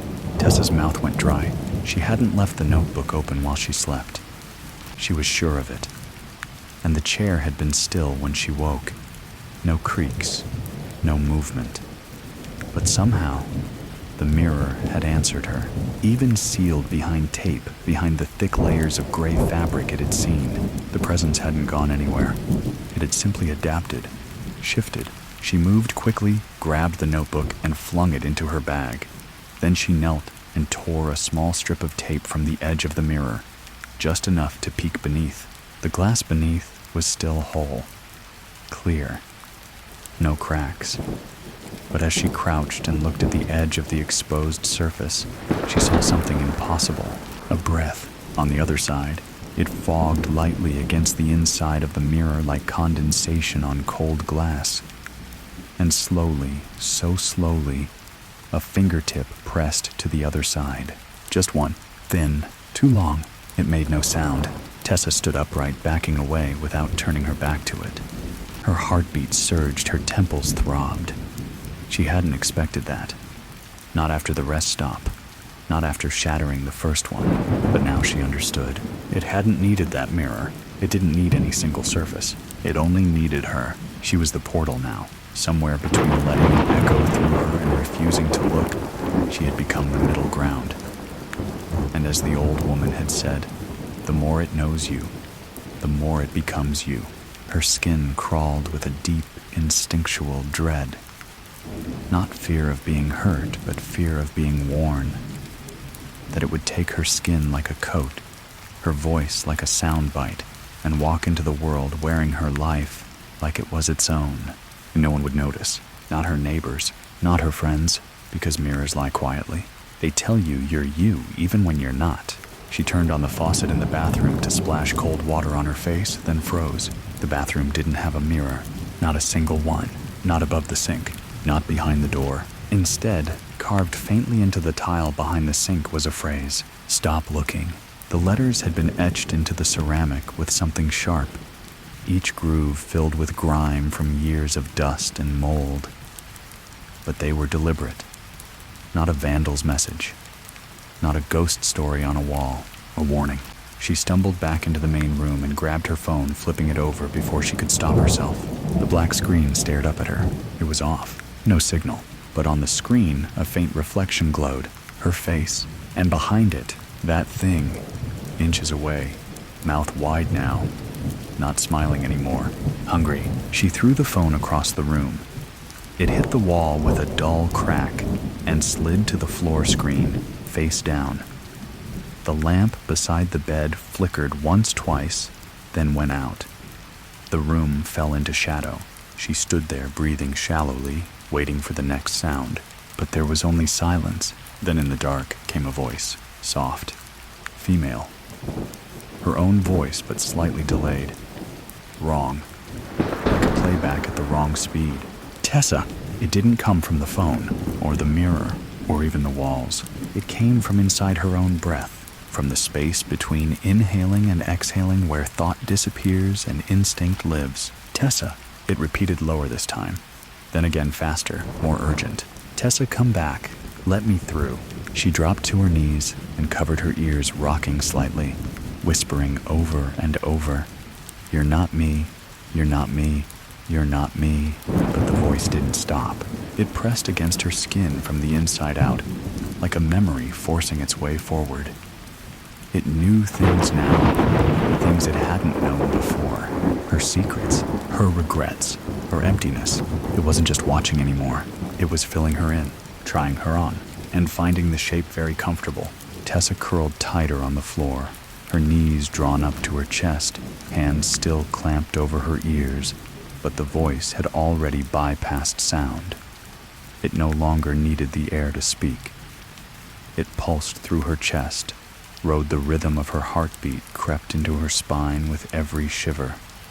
No matter how tightly she squeezed her eyes shut, she could feel it inside her, in her breath, in her thoughts. "You let me see. Now I see everything." It wasn't just words, it was intention.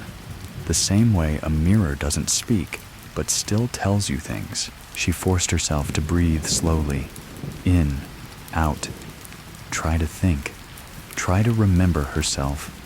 Anchor to something, anything, her name, her life. the sensation of her fingertips pressed into the carpet, the weight of her body. But even these were becoming slippery, as if the echo was blurring the edges of her selfhood like fog across glass. She opened her eyes. The room looked the same, but she could tell something had shifted. The shadows didn't lie flat anymore. They reached, curved, bent unnaturally toward corners they hadn't before. The wallpaper was peeling just slightly in one spot above the dresser, revealing not drywall beneath, but something dark and reflective. A thin vertical seam, a surface that caught her movement even though she wasn't standing in front of it. The mirror wasn't just in the glass anymore. It was in the space. She stood slowly. Her knees wobbled, muscles weak, every movement a fight against the weight pressing against her thoughts. She stumbled to the nightstand and turned the lamp back on. The bulb flickered, buzzed weakly, then stayed lit. Yellow light washed across the room, making the shadows flinch. She grabbed her backpack, dug through it with shaking fingers, and pulled out the stone the old woman had given her. It was cold now, lifeless, but she still clutched it in her palm, hoping it held at least a memory of power. Then she heard something she hadn't expected. Movement from the bathroom, a soft shift, like feet on tile, but she had checked. There was no mirror there, nothing to reflect, nothing for it to move through, or so she'd thought. She crept to the bathroom door, stood still, listened. Nothing. She reached out, grasped the doorknob, and opened it slowly. The bathroom was dark, darker than it should be, given the light from the main room behind her. The shadows didn't recede. They just hung there, heavy, reluctant to move. And then she saw it. The puddle near the shower. A small patch of water barely wider than a hand. At first glance, it seemed innocuous. Just moisture from a leaky faucet, maybe. But as she leaned in, she realized it was still. Too still. And in its surface, she saw her face. No movement, no blinking, just the faintest curl of a smile. She staggered back, the stone clutched tighter in her fist. There were no mirrors in the bathroom, but it had found another way in. Any reflective surface, any dark liquid, any shadow deep enough to echo light. She bolted out of the room, grabbed her bag, and began ripping the duct tape off the dresser mirror. She didn't know what she was doing, only that it needed to end. The last strip peeled away with a dry tear. The glass beneath was as clear as before. She saw herself. She saw it. The thing inside, not standing behind her, this time beside her. Shoulder to shoulder. Its face matching hers. Its expression blank. But its eyes, those weren't her eyes. They were bottomless, glassy pits, blacker than night. She held up the stone. "This is your last warning," she whispered. "I don't belong to you." The reflection tilted its head. "You did the moment you saw me." And then it moved. Inside the mirror, the copy of her reached out hand, pressing flat to the surface. The glass didn't resist. It gave. A ripple formed, gentle as a pond. Tessa stumbled back. The figure pressed harder. The glass bulged outward, pushing past the frame, stretching like fabric under pressure. She turned and ran to the door, fumbling with the lock. But the knob didn't move. It wasn't jammed. It wasn't broken. It was gone. Her fingers touched flat wood where the hardware had been. She backed up, gasping her breath, fogging in front of her now. The room had gone cold. Ice crept up the windows from the corners. The air thinned. The mirror bulged again. This time a hand broke through, white, long-fingered. Translucent skin stretched over jointless knuckles. It reached out into the room, curled its fingers like it was grasping at air, or testing gravity. Tessa screamed, not out of terror but defiance. She clutched the stone and ran toward the mirror heart, hammering and slammed the stone against the bulging surface. Glass exploded outward. Shards flew. The hand recoiled. The mirror wailed, not the glass, not metal, but something alive. A long, shrill cry like wind passing through a hollow skull. The light bulb burst. The room plunged into darkness. Tessa fell to the floor, arms shielding her face from the shards. The sound of the wind, that howling voice, rattled against the walls, clawed at the floorboards. And then, silence. When she opened her eyes, the mirror was gone. Only the scorched outline of the frame remained. No glass, no shape, no reflection. The stone lay beside her on the floor, cracked, smoking slightly. She picked it up. Still warm, still pulsing, but faint. Whatever she had done, it had pushed the thing back. Wounded it, but it wasn't gone. Not completely. Because when she looked at the window, she saw her reflection. And this time, it didn't blink at all. Tessa stayed on the floor for a long while, knees bent beneath her, the cracked stone pulsing faintly in her trembling hand. Her breath was shallow, irregular, more like survival than rest. The motel room had turned unnaturally silent.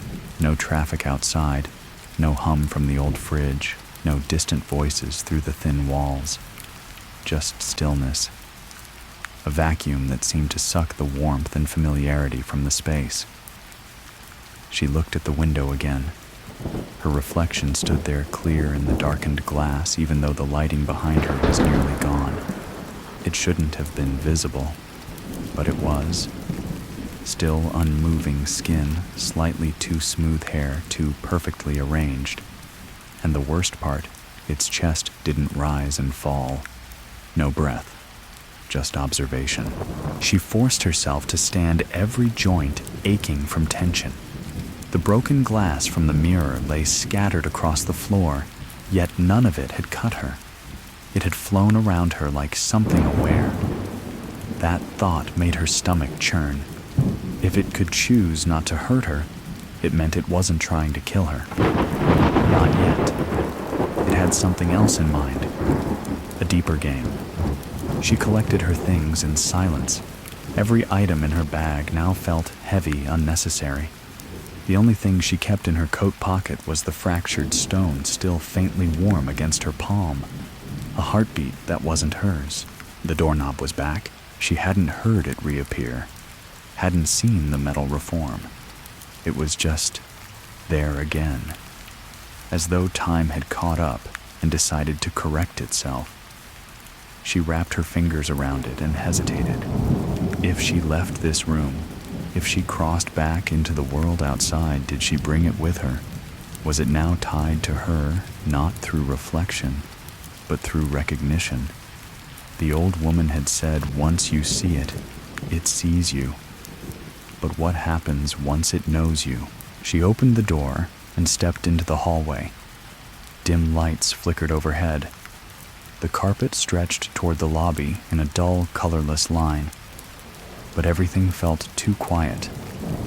She walked slowly, each step muffled not by the floor, but by something heavier, like the atmosphere had thickened. As she approached the reception desk, she noticed the night clerk wasn't there. A small desk lamp glowed beside the guest log. No bell, no computer screen, no movement.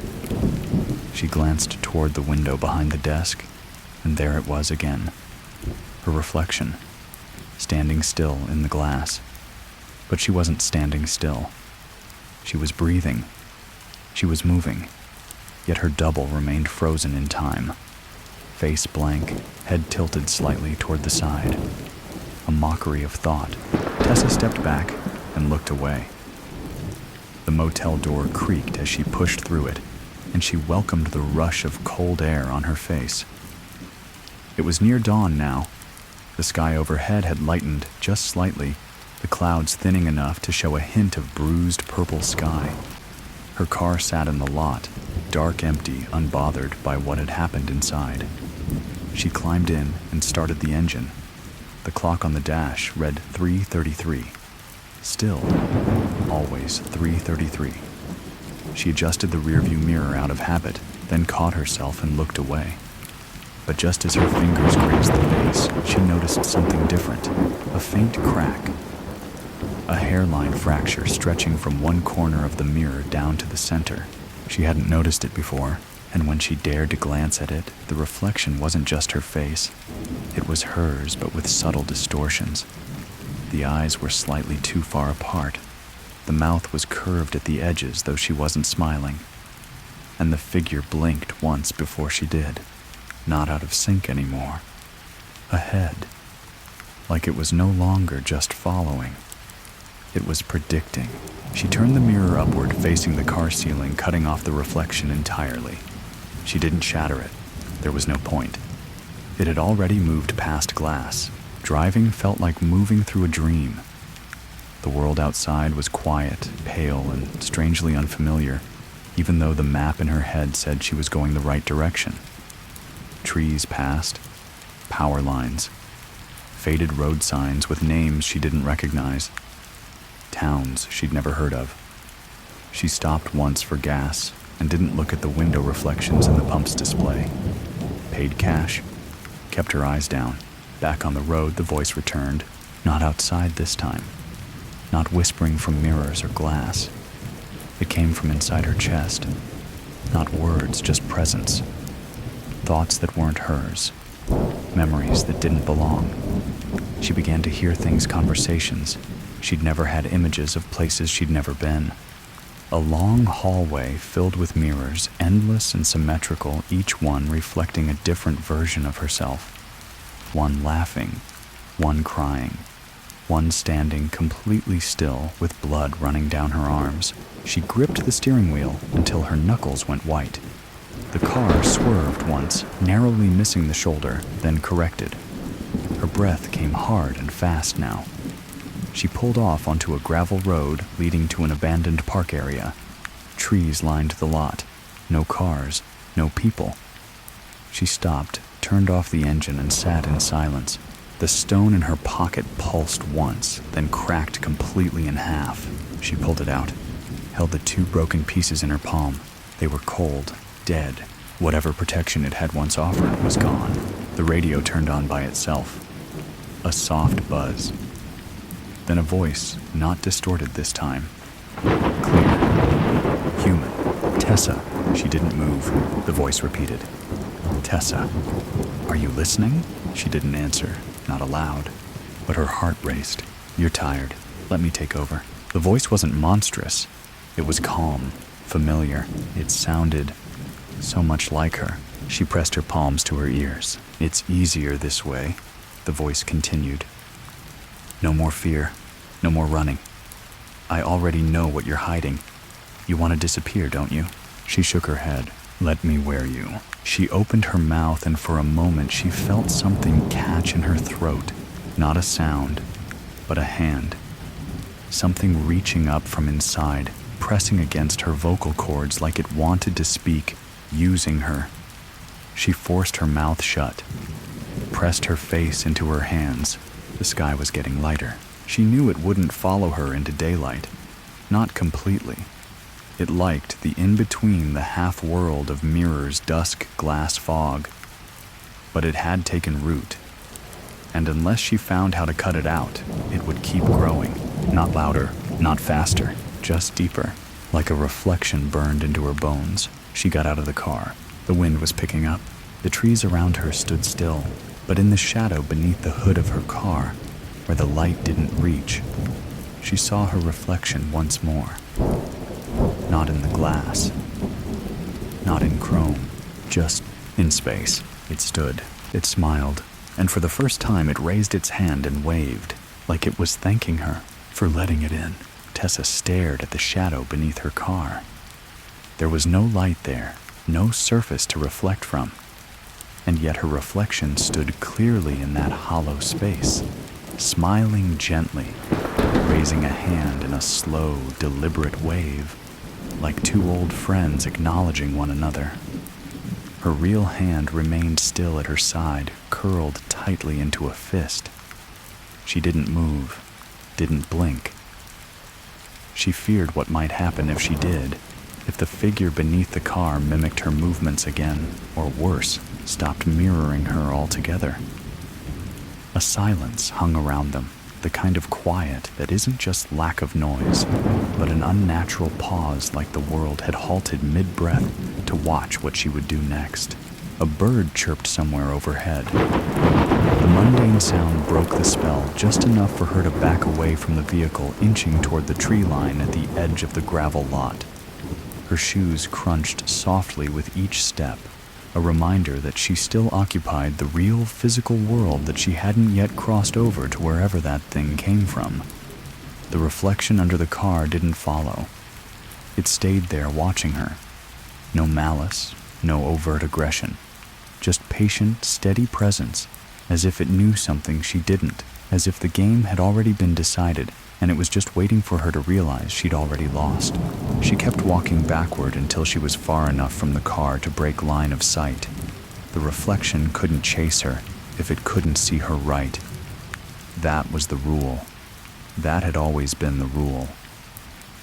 Mirrors needed a viewer, a participant, someone willing to look. But lately, it felt like those rules were fraying. Loopholes were appearing.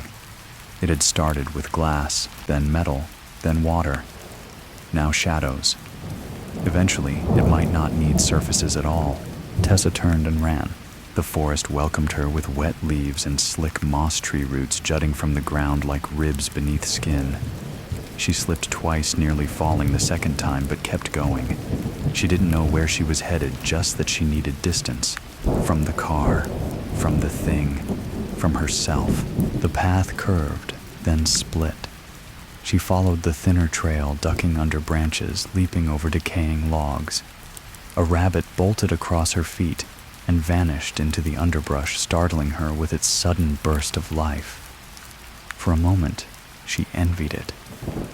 Animals didn't look into mirrors. They didn't question what looked back.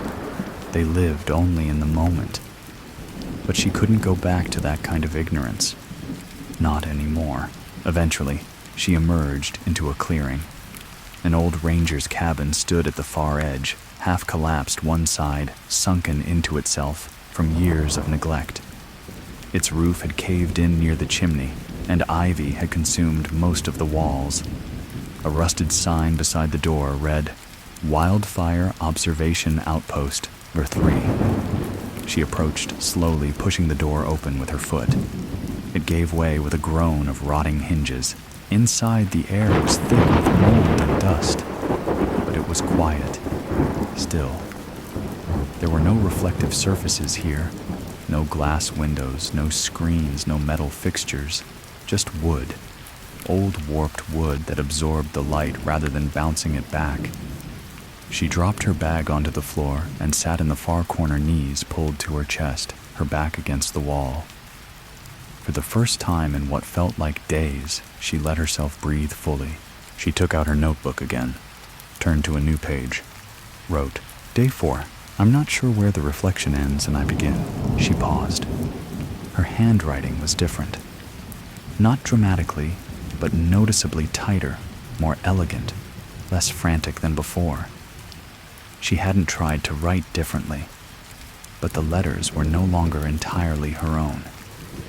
Her stomach turned. She flipped back through the notebook to compare it with older entries. The change had started a few pages ago, subtle at first, then more defined. It was copying her, not just in mirrors, in thoughts, in movement, in identity. It wasn't just watching. It was integrating. She dropped the notebook and rubbed her face with both hands. The stone she'd shattered was gone now, left behind on the motel floor like a discarded amulet. Useless. Whatever link it had to the old woman, or to the rituals meant to delay the thing's progress, it had failed. Or it had served its purpose. Maybe it had never been meant to protect her forever. Outside, the wind picked up. Leaves rustled. The trees whispered. She looked out through a crack in the wall, heart slowing slightly at the ordinary gray of the sky. Dull light filtered through the clouds, casting no strong shadows. That was good. Shadows could lie, but soft light gave away truth. Then she heard something. Footsteps, not on the path, not crunching gravel or snapping twigs. Inside the cabin, soft, bare, just behind her. She didn't turn. She couldn't. Not yet. Instead, she spoke. "I know you're here." Silence. Then breathing. Not loud. Not threatening. Just breathing. Slow. Gentle. The kind of breath someone makes when they've just arrived and are content to wait. She turned her head just enough to see the corner of the room behind her. Empty, but the breath remained. It wasn't a sound. It was a presence, in her ear and her neck, brushing lightly along the edge of her mind. Her skin crawled. She felt her body stiffen. And when she raised her hand to touch her face, she noticed something horrifying. Her fingers weren't her fingers. The nail on her index finger was longer than it had been that morning. The veins beneath the skin ran slightly darker. Her hand trembled, but not from fear. There was a moment where it resisted, like it wanted to move a different way than she commanded, like it wasn't entirely hers anymore. She clutched it tightly, with the other squeezed hard enough to bring a sting of pain, real sharp grounding. But the sensation of duality remained.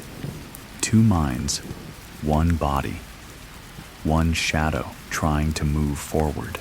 Then the voice came again, not out loud, from inside her own head. It's easier if you stop resisting. You're already half mine. Tessa closed her eyes and began to hum, not because she wanted to, but because the sound helped drown out the whisper, and because it was the last thing she remembered her mother singing before everything started to go wrong. A lullaby, a song of sleep, and maybe a ward against being taken completely. She hummed until her throat hurt, until her body ached, until the reflection wherever it hid grew silent once more. Tessa awoke with a sharp jolt, her head pressed against the rough cabin wall, the boards imprinting shallow lines into her cheek. At first, she didn't remember falling asleep or how long she'd been there. Her mouth was dry, her limbs heavy stiff from hours in the same curled position. Outside, the sky was no longer gray, but stained with the deep blue of dusk, that strange liminal hour where everything appears unreal, too quiet, too soft, like a stage set before the actors arrive. Her throat ached from humming. The tune had faded with her into sleep, her voice eventually trailing into silence. The reflection, if it had remained, had said nothing more. But even in the stillness, she could feel it like a film on her skin. Not physical, not tangible, but constant, present. A second soul pressed just beneath her own waiting. She sat up slowly, every movement an effort. The backpack beside her had toppled over. She reached inside, hoping for anything that felt solid, real. Her fingers closed around the notebook again. She hesitated, then pulled it into her lap and opened it. More handwriting, pages of it, none hers. Neat, elegant script, not frantic like before. The entries weren't dated, just line after line of fragmented thoughts. I remember wearing her better than she wore herself. She hesitated in front of the mirror just long enough. Flesh is softer than I expected. I almost have her voice right. She hums to keep me out, but she forgets Echo's love music. Tessa's stomach turned as she flipped through the pages. Each one was filled with the same unnerving text, sometimes in her own voice, sometimes in a tone too detached to be human. Some entries described her actions before she did them. Others recounted dreams she hadn't had yet. It was mapping her, learning her, through behavior, through memory, through reflection. One page had only a single line. We only need one moment to switch. She closed the notebook with trembling hands and threw it across the room. It hit the wall with a soft slap and flopped onto the dusty floorboards open again, as if inviting her to read more. She couldn't. Not now. She needed to think. She had no signal, no resources, no help.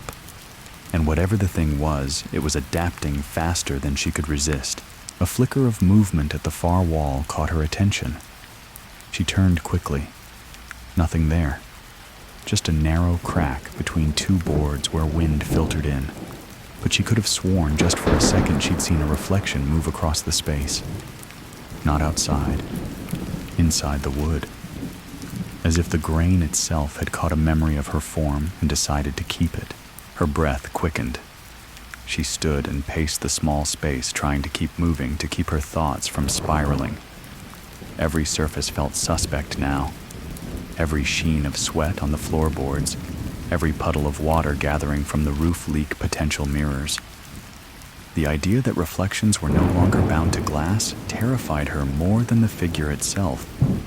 It meant there was no safety, no true escape. She thought of the old woman again, the way she'd spoken so calmly.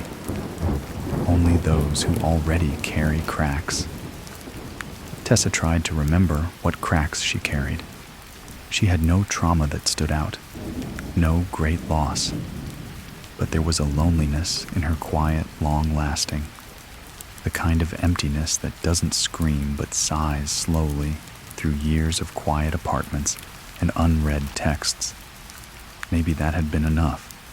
Maybe that soft, constant silence had opened her up in ways she didn't realize. A gust of wind pushed against the cabin, rattling the walls. Dust fell from the beams above. In the corner, the notebook flipped a page on its own. She stared at it, not daring to approach until the wind died and the room fell still again. Then came the whisper. Not from her head this time. Not internal. From inside the cabin. Soft. Breathless. Tessa. She turned around fast, heart pounding. No one. No shape. But the whisper came again. Closer. Tessa. You're tired. She backed into the far corner, hand reaching behind her for anything she could use: a stick, a pipe, even a rock. Her fingers landed on a splintered chair leg. She gripped it tightly. You don't have to fight. You're the one who opened the door. The voice was hers, exactly hers. It stepped out from behind the far wall, but not in any way that made physical sense. There had been no space there before, just a solid beam. But now the figure peeled forward, unfolding from the air, like a coat sliding off a hanger. It wore her body, her face, but smoother, calm, like a version of her that had never known fear. Its eyes were dark, the pupils too wide, and its smile perfect. Tessa raised the chair leg instinctively. I didn't let you in, she whispered. The reflection tilted its head. But you watched. I turned away. But you wondered. And wondering is worse. It stepped forward, slow, measured. I don't want to take your life. I want to wear it. We're not enemies, Tessa. We're convergence. She swung the chair leg wildly. It passed through empty air. The reflection vanished. No crash, no scream. Just gone. And then it spoke again from behind her. You're almost ready. She turned, swinging again. Nothing. She stood in the middle of the room, chest heaving, weapon shaking in her grip. The mirror was gone. The glass shattered. The stone broken. But the figure didn't need entryways anymore, because it was already inside. Not fully, but partially. Enough to stretch. Enough to reach. Tessa dropped the chair leg and fell to her knees, overwhelmed by the understanding that there would be no moment of triumph, no single battle to win. This thing worked in pieces, slowly, methodically. It was becoming her one unguarded glance, one stray thought, one reflection at a time. And now, it was just waiting for her to blink. Tessa knelt on the warped floor of the cabin for what felt like hours, though the sun had not risen, nor had the deep violet sky lightened one shade. Time felt suspended, not frozen in place, but stretched thin, like skin pulled tight across bone. She pressed her forehead against the wood and tried to will her mind back into order, but her thoughts were slippery, now fragmented. She would start with a memory, her apartment back in the city, her old cat Milo, her favorite childhood blanket, and end in a blank space where that memory should continue. Something was erasing her, not all at once, but with surgical precision, one quiet piece at a time.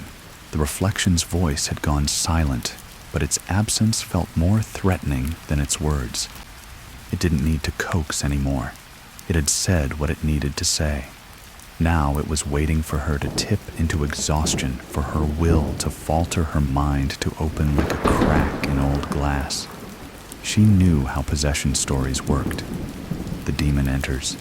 The voice changes. The eyes go black. But this thing didn't follow those rules. It didn't want to announce itself. It wanted to replace her so perfectly no one noticed the difference. And maybe it already had.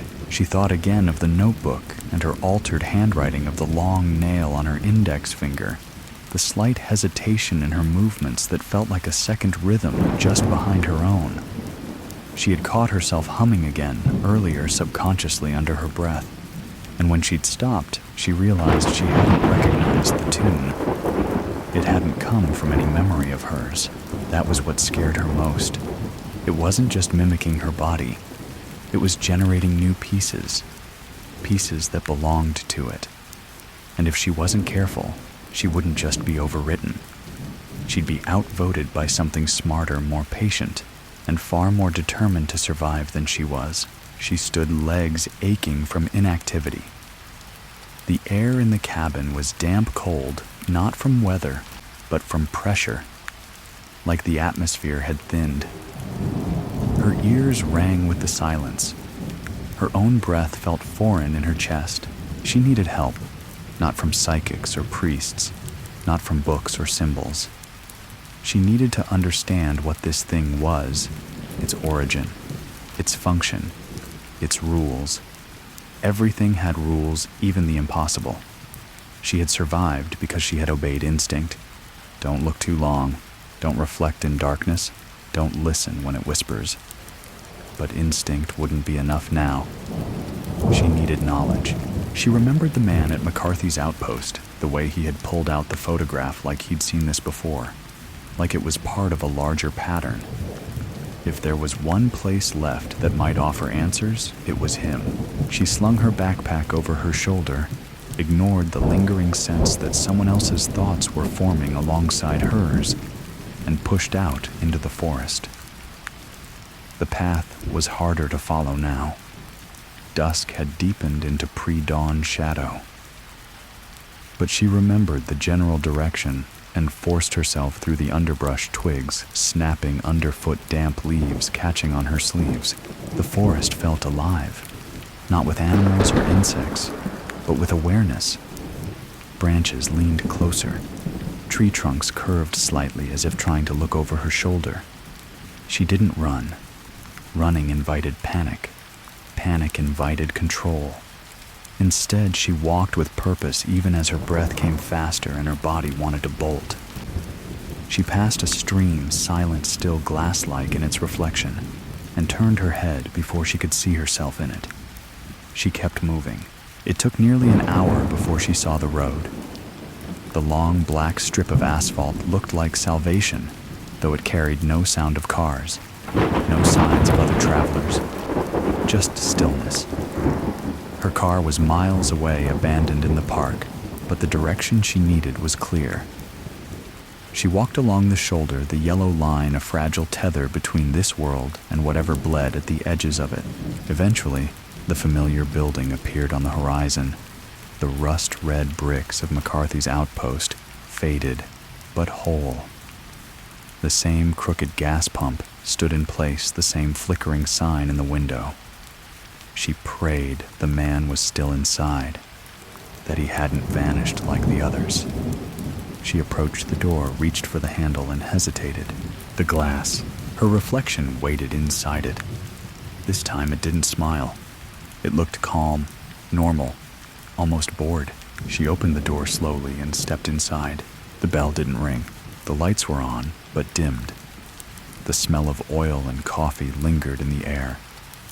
Behind the counter, the man sat as before, but his eyes were already on her, as if he had seen her coming. "I figured you'd be back," he said, voice even.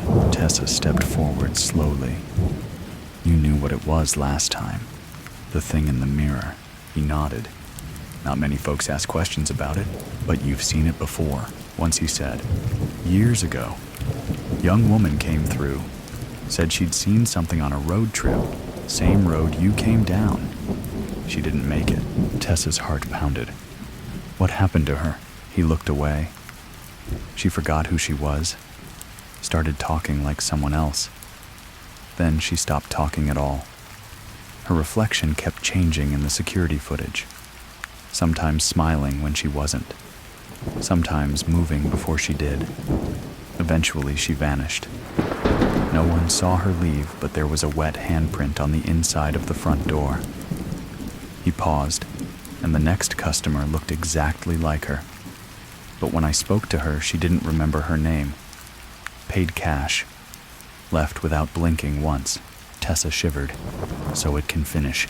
It can take over. Only if you give it too much, he said. Most people don't. Most don't see it at all.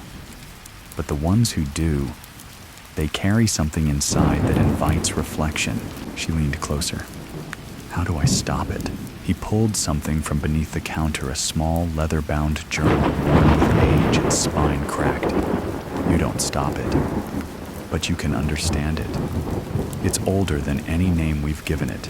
It's not a demon. It's not a ghost. It's a boundary, a living representation of echo, not sound identity. You see it, and it sees you. You look, and it learns. And if you give it too much, it takes. Silently, slowly, permanently. Tessa took the journal in her hands, flipping through sketches, handwritten notes, symbols she didn't recognize. None of it made immediate sense, but she knew one thing now. This wasn't over. It wasn't even close. She was already being rewritten. But maybe if she studied it fast enough, understood it deep enough, she could write herself back, one word ahead of the echo, before it learned how to erase her completely. The journal weighed more than it should have. Not in the literal sense, its leather cover was light, the pages thin, but something about it felt dense, as if the ink and parchment held more than words, like memories had soaked into the spine over decades or longer. Tessa stepped away from the counter slowly, her fingertips still grazing the worn edges of the book, and sat at the small round table near the window. The man behind the counter watched her in silence, not moving, not blinking, as if he understood that once she opened it, she would be on her own. Not just physically, but spiritually, mentally crossing into a space where others had gone, and few had returned. She rested the journal on the table, gently opened it to the first page. The handwriting was rough, looping, inconsistent, as if penned by multiple hands or one deteriorating mind. The ink had faded in places, smeared in others, but each page felt intentional. At the top of the first page was a heading written in darker ink, probably added much later. On the nature of the echoed self, Tessa read slowly, mouthing the words under her breath, almost afraid that speaking them aloud might somehow summon the thing lurking just behind her thoughts. There exists between image and soul a thin barrier not thick enough to be called a wall, but not soft enough to ignore. It is the mirror's plane, a skin stretched across the wound between realities. Those who stare long enough into it do not merely see themselves, they see the version that remembers them better. Beneath that was a drawing. A human face, symmetrical and vacant eyes completely black. Not male, not female, not anything. Just familiar. This entity, called by many names through generations, is not a spirit in the common sense. It is not born, and it does not die. It responds. It mimics. It feeds not on flesh, but on the erosion of certainty. Its goal is not destruction. It is assimilation. It becomes what it observes, and it can only begin when the subject acknowledges its presence. A glance is not enough, but curiosity. That is the opening. Wonder, doubt, questions whispered into glass. Tessa's chest tightened. Her thoughts raced back to the first night, how she'd stood at the rest stop sink, watching the mirror out of the corner of her eye. How she'd noticed something off. How instead of leaving, she'd lingered. Hadn't looked away fast enough. She hadn't spoken aloud, but the question had formed in her mind. Was that someone behind me? That one thought barely finished had been the invitation. The next few pages contained warnings, observations, half-legible notes. Some described symptoms: headaches, delayed reflections, auditory hallucinations, changes in handwriting dreams that didn't feel like dreams. Others described events: people staring into their own eyes until their pupils vanished. Others claiming they felt hands on their shoulders while brushing their teeth. Some were driven mad by the sheer weight of reflection. Others were taken without a sound, their mirrors found shattered, the edges darkened as if burned. Then came a page that stopped her breath. There will come a point when you are no longer certain you are the original. The entity does not need to kill you. It only needs to convince you. It becomes real when you stop believing that you are. She reread that line several times, the words crawling beneath her skin like worms. She looked up briefly, catching her reflection in the black of the window across the room. Her face was dim, obscured by the glare of the overhead light, but her eyes caught the shine, two small white pinpoints of light. Her reflection did not blink. She looked back down. Her pulse quickened. At the bottom of the next page, a new header: intervention techniques, temporary anchors. She hunched over the page. The self-stone. A token infused with singular memory. Not just an object, but one imbued with emotional resonance, a talisman bound to truth. Must be carried close to the body. Must not be seen by others. The moment it is shared, it loses power. The break create intentional asymmetry. Mirrors crave balance.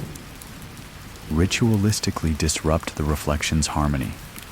A scar, a tattoo, or something that does not appear on both sides. The recall journal daily repetition of memory. Record events. Reassert identity. Speak them aloud when possible.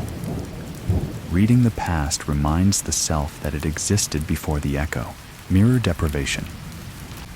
Avoidance slows the process. No direct eye contact with reflective surfaces for prolonged periods. Not foolproof, but delays mimicry. The witness presence of another person who knows you deeply. Memory cross-reference. Not someone new. Must be someone who can challenge falsehoods. Tessa's breath shook as she read the last one. She had no witness, no partner, no one who knew her that well. Her friends were distant, her family fractured. The echo had chosen well, isolating her was easy. She thought of reaching out, of calling someone from the past, someone who might still remember who she used to be. But who? And how could she explain what was happening without sounding insane? She turned the page. The next entry had no writing, just a crude illustration of a mirror. Inside, two faces, identical, both smiling. One had a small black circle drawn on its neck where the spine meets the skull. Beneath it, 3 words. Only one exits.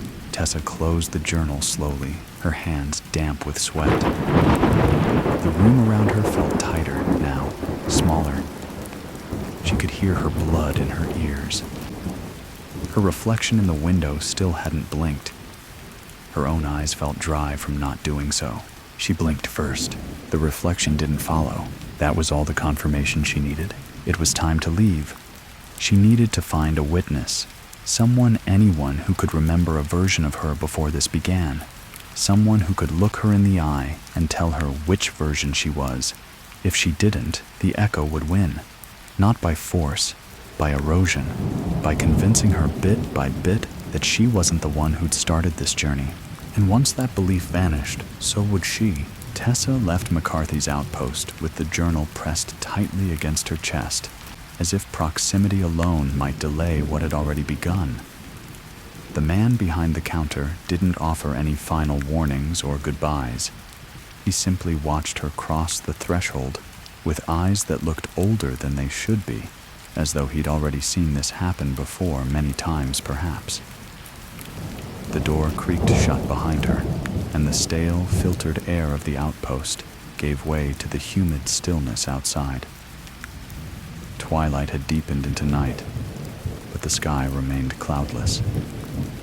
A heavy, unnatural quiet lingered over the gas station and the long, narrow road beyond. The headlights from the few passing cars seemed too dim, swallowed quickly by the dark. She stood by the side of the building for several minutes, flipping through the last pages of the journal beneath the pale wash of a flickering sodium lamp. The notes grew more erratic toward the end, less structured, more desperate. There were partial sentences, diagrams, and what looked like attempts at rituals, but they all ended the same way, smudged, unfinished, or scratched out in thick, heavy strokes. One page had been torn from the spine entirely, the remains of its edges still clinging to the binding like broken teeth. The writer, whoever they had been, had clearly reached the same point Tessa had. They had gotten too close to being overwritten. Perhaps they had even succeeded in fighting it off for a time. But the journal was proof enough. None of them had been safe forever. Tessa closed the book and looked up at her reflection in the station's window. She kept her face still, her expression neutral, watching carefully. The reflection held steady. No delay. No premature blinking. No crooked smile. But she had learned by now not to trust the stillness. That was how it crept in. It didn't rush the process. It waited patient and calculating for the next moment of vulnerability. She needed a witness. That was the only tactic in the journal that she hadn't yet tried. A person from her past.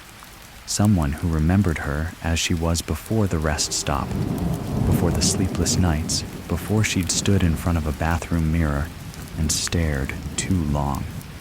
But there was only one person who fit that role, and she hadn't spoken to him in nearly 2 years. Ryan. They had dated once briefly back in the early days of college. It hadn't ended badly, not exactly. Just faded out, two people moving at different speeds in different directions. But he had known her. He'd known her before the silence had grown too loud, before the isolation had taken root. He had seen her laugh, lose her temper, cry on his shoulder at the end of sophomore year. She had kept his number in her phone, though she hadn't dialed it in ages. She wasn't even sure if he'd answer, let alone agree to see her.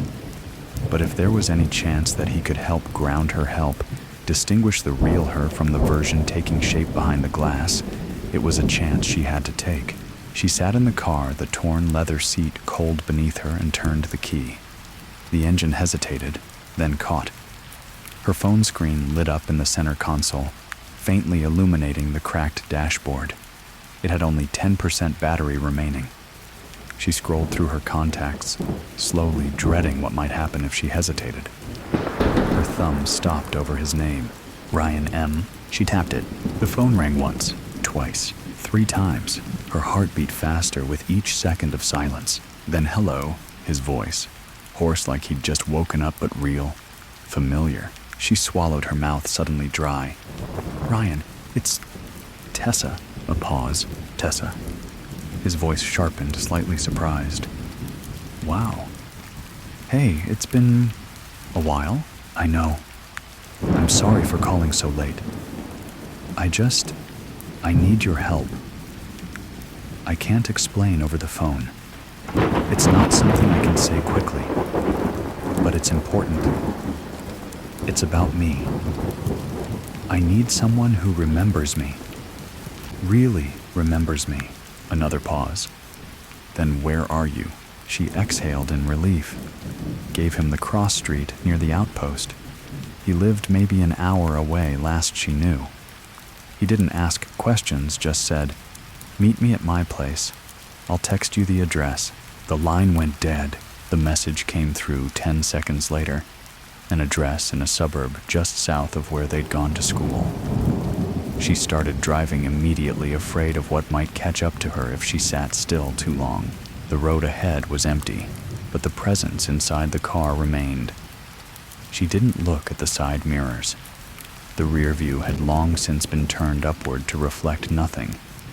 Occasionally, She caught glimpses of movement in the windshield, small distortions in the passing trees, as if something was walking alongside her car, just outside the edges of her perception.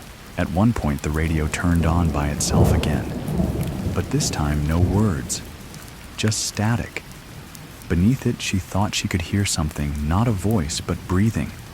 A steady, measured inhale and exhale, matching hers, then surpassing it. Louder, too loud to ignore. She reached out and slammed the radio off. The silence returned, but it didn't feel any less occupied. She pulled into Ryan Street just after 2 in the morning. His porch light was on. The small one-bedroom house looked exactly as she remembered, modest, lived in, and vaguely comforting in its ordinariness. He opened the door before she knocked. He looked tired, unshaven, but real.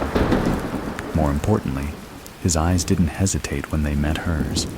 No flicker of doubt. No confusion. Recognition. "Tessa," he said, voice quieter now, more cautious. "You okay?" She stepped inside and closed the door behind her. "I don't know. That's why I'm here." He motioned to the couch. She sat. He followed, grabbing 2 glasses of water from the kitchen without asking. "You look," he trailed off. "Different. No, just not like yourself, but not in a bad way. You look like you haven't slept." She nodded. "I haven't. Much." He handed her the water, sat beside her. The silence stretched until she broke it.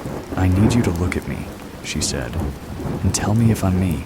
He frowned. "What do you mean?" "I mean, tell me about the time we got caught in the rain outside the train station. What did I say?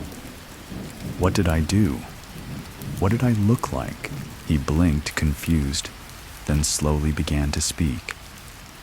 "We were late for that concert. You'd left your umbrella in the back of my car. You made a joke, said we were being punished for skipping class. You pulled off your boots and walked barefoot through the puddles. You said you liked how the street felt when it was warm and wet." She smiled, barely. He continued, quieter now.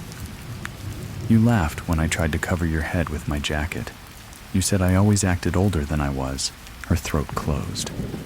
That was her. That was Tessa. She looked at her hands, at the shape of her fingers, still hers, still responsive. But then Ryan spoke again. "You said you liked how your reflection looked in puddles, that it made you look like someone else." Her blood froze. She didn't remember saying that. She looked up at him sharply. "Are you sure I said that?" He nodded slowly. "Yeah. I remember it because it was the first time I noticed how strange your smile could be. Like it wasn't always meant for me." Tessa's heart pounded as realization set in. It had been with her longer than she thought. Even then, it hadn't just entered through the rest stop mirror. It had been following, waiting, and now maybe it had never not been there. The living room dimmed the single lamp by the window, casting a buttery light that deepened the shadows along the corners of the walls. Tessa shifted her weight on the couch, feeling the ache in her lower back, the weight of exhaustion, pressing harder now that she wasn't moving. The glass of water trembled slightly in her grip, though she hadn't lifted it yet. Her breath came shallow and slow, every word Ryan had spoken, replaying in her mind on a loop. "You said you liked how your reflection looked in the puddles, that it made you look like someone else." It hadn't been a passing comment. It had meant something. And now, years later, it felt like a crack in a wall that had been forming long before she noticed the structure itself was collapsing. Ryan leaned forward on his knees. Fingers interlocked, his brow furrowed as he watched her in silence. "Tessa," he said carefully, "I want to help, but you're scaring me a little. You're not talking like yourself. And I don't know how to explain it, but it's like you're here, but not all of you is. Like something's riding underneath your skin." She closed her eyes and tried to summon clarity. "There's something," she whispered. "It started at a highway rest stop. Or maybe it started before that and I only saw it there. It's not a ghost. It's not a hallucination. It's something that copies. Not all at once. Bit by bit. You don't even realize how much it's taken until you start forgetting small things. The way you laugh, the way you write your name, your own voice. Ryan listened without interrupting. The room was heavy with stillness. She opened her eyes and continued. I've seen it in mirrors and puddles and reflections on windows. It doesn't need glass anymore. It's learning faster. The more I think about it, the more it gains. And lately, it started speaking, using my voice, moving when I'm not. I think it's trying to replace me. She finally took a sip of the water. It was warm, metallic. She set the glass down uneased. I found a journal. Someone else who saw it. They said the only way to fight it is to hold on to who you are, to remember, but I'm not sure that's working anymore. Ryan stood up slowly, crossed the room to his bookshelf, and pulled down a spiral notebook with frayed edges. I kept this. After we broke up, he said, sitting back down and flipping it open. I started journaling because of you. You always said writing kept you sane. She gave a soft, pained smile. I remember that. He flipped to a random page. September 18th, he read. We went to the bookstore. You bought a horror novel with no dust jacket. You said it felt like a secret. Later we ate pho and you laughed at how loudly I slurped the noodles. He looked up. That's you, Tessa. That's the version of you I remember. She blinked rapidly, trying to hold on to the warmth of that memory. I remember the book, she said. The spine was torn. He nodded. Exactly. They sat for a long moment in that stillness, the past anchoring her like a rope pulled taut in a storm. But then somewhere in the house, something shifted. Not a sound, more like a shift in gravity. A subtle dip in pressure. The light from the lamp wavered, dimmed, then steadied. Tessa felt her heartbeat spike. Ryan noticed too. What was that? I don't know, she whispered. He stood again, this time with more caution, his eyes drifting toward the hallway that led to the bathroom and bedroom. I thought I locked the back door earlier. You did, Tessa said quietly, her voice barely audible. Ryan disappeared into the hallway. Tessa sat frozen eyes fixed on the shadows crawling along the baseboard, her fingers pressing into the couch fabric.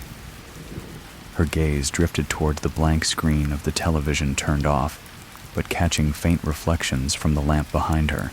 And there she saw it, her reflection, sitting perfectly still, except it wasn't holding the glass of water. It was smiling. She stood up immediately, her pulse hammering in her ears. She turned off the lamp with a sharp click. The room went dark, the TV screen now black. No reflection, no mimicry. But it was too late. The air in the room had shifted. She could feel it, the presence, the quiet intelligence of it, the slow pressure building behind her eyes. Ryan returned a moment later, face pale. The back door was open. Her stomach dropped. Then it's here. He looked at her eyes, narrowing. Tessa, what's here? She turned toward him slowly. You need to ask me something. Anything. Something only I would know. Right now. He hesitated, then said, What did you whisper to me the night you left? Tessa's breath caught. She hadn't thought about that night in years, but the words came back like a dream remembered suddenly in the shower. I said, Don't wait for me to become someone I'm not. Ryan's face broke with recognition. Relief. That's right. Then his eyes widened, fixed on something just past her shoulder. Then who? She turned around. Her reflection was back, but not on the screen. It stood in the hallway, halfway down the corridor in silhouette. A perfect copy. Her same height, her same posture. Head tilted slightly, only it wasn't moving. It was just watching. Ryan moved toward it instinctively, and she grabbed his arm. Don't. It wants acknowledgement. That's how it pulls through. The reflection took one step forward. No sound. Then another. Ryan's voice cracked.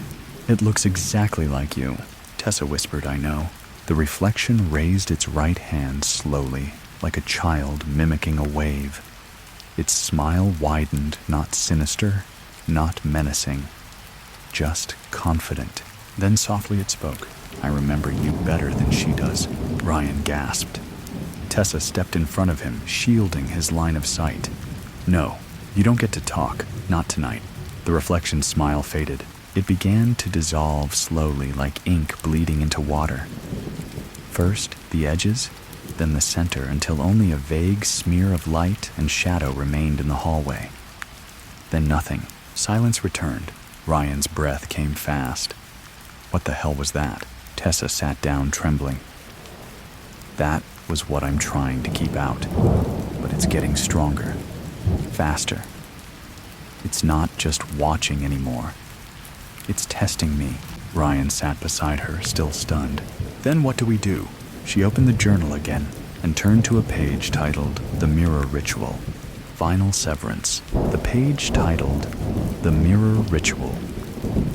Final Severance was creased and stained, as if someone had turned to it again and again in desperation, each time hoping to find something new in the fading ink. The handwriting here was different, tighter, more deliberate, as though the writer had found a moment of absolute clarity before things spiraled beyond repair. Tessa traced the title with her fingertip, hesitant, half hoping the instructions would be too vague, too ancient, too rooted in metaphor to act on. But they weren't. The echo entity thrives on recognition, reflection, and replication. It cannot create only mirror. It waits for the moment the subject begins to doubt their own continuity. The mirror ritual is not designed to banish it, only to close the loop before the identity inversion is complete. Final severance can only be performed once, and only by the original self. If attempted by the echo, the ritual is void, required, one unbroken mirror that has never reflected the entity. A room without natural light must be sealed completely. A personal artifact bound to memory anchor object.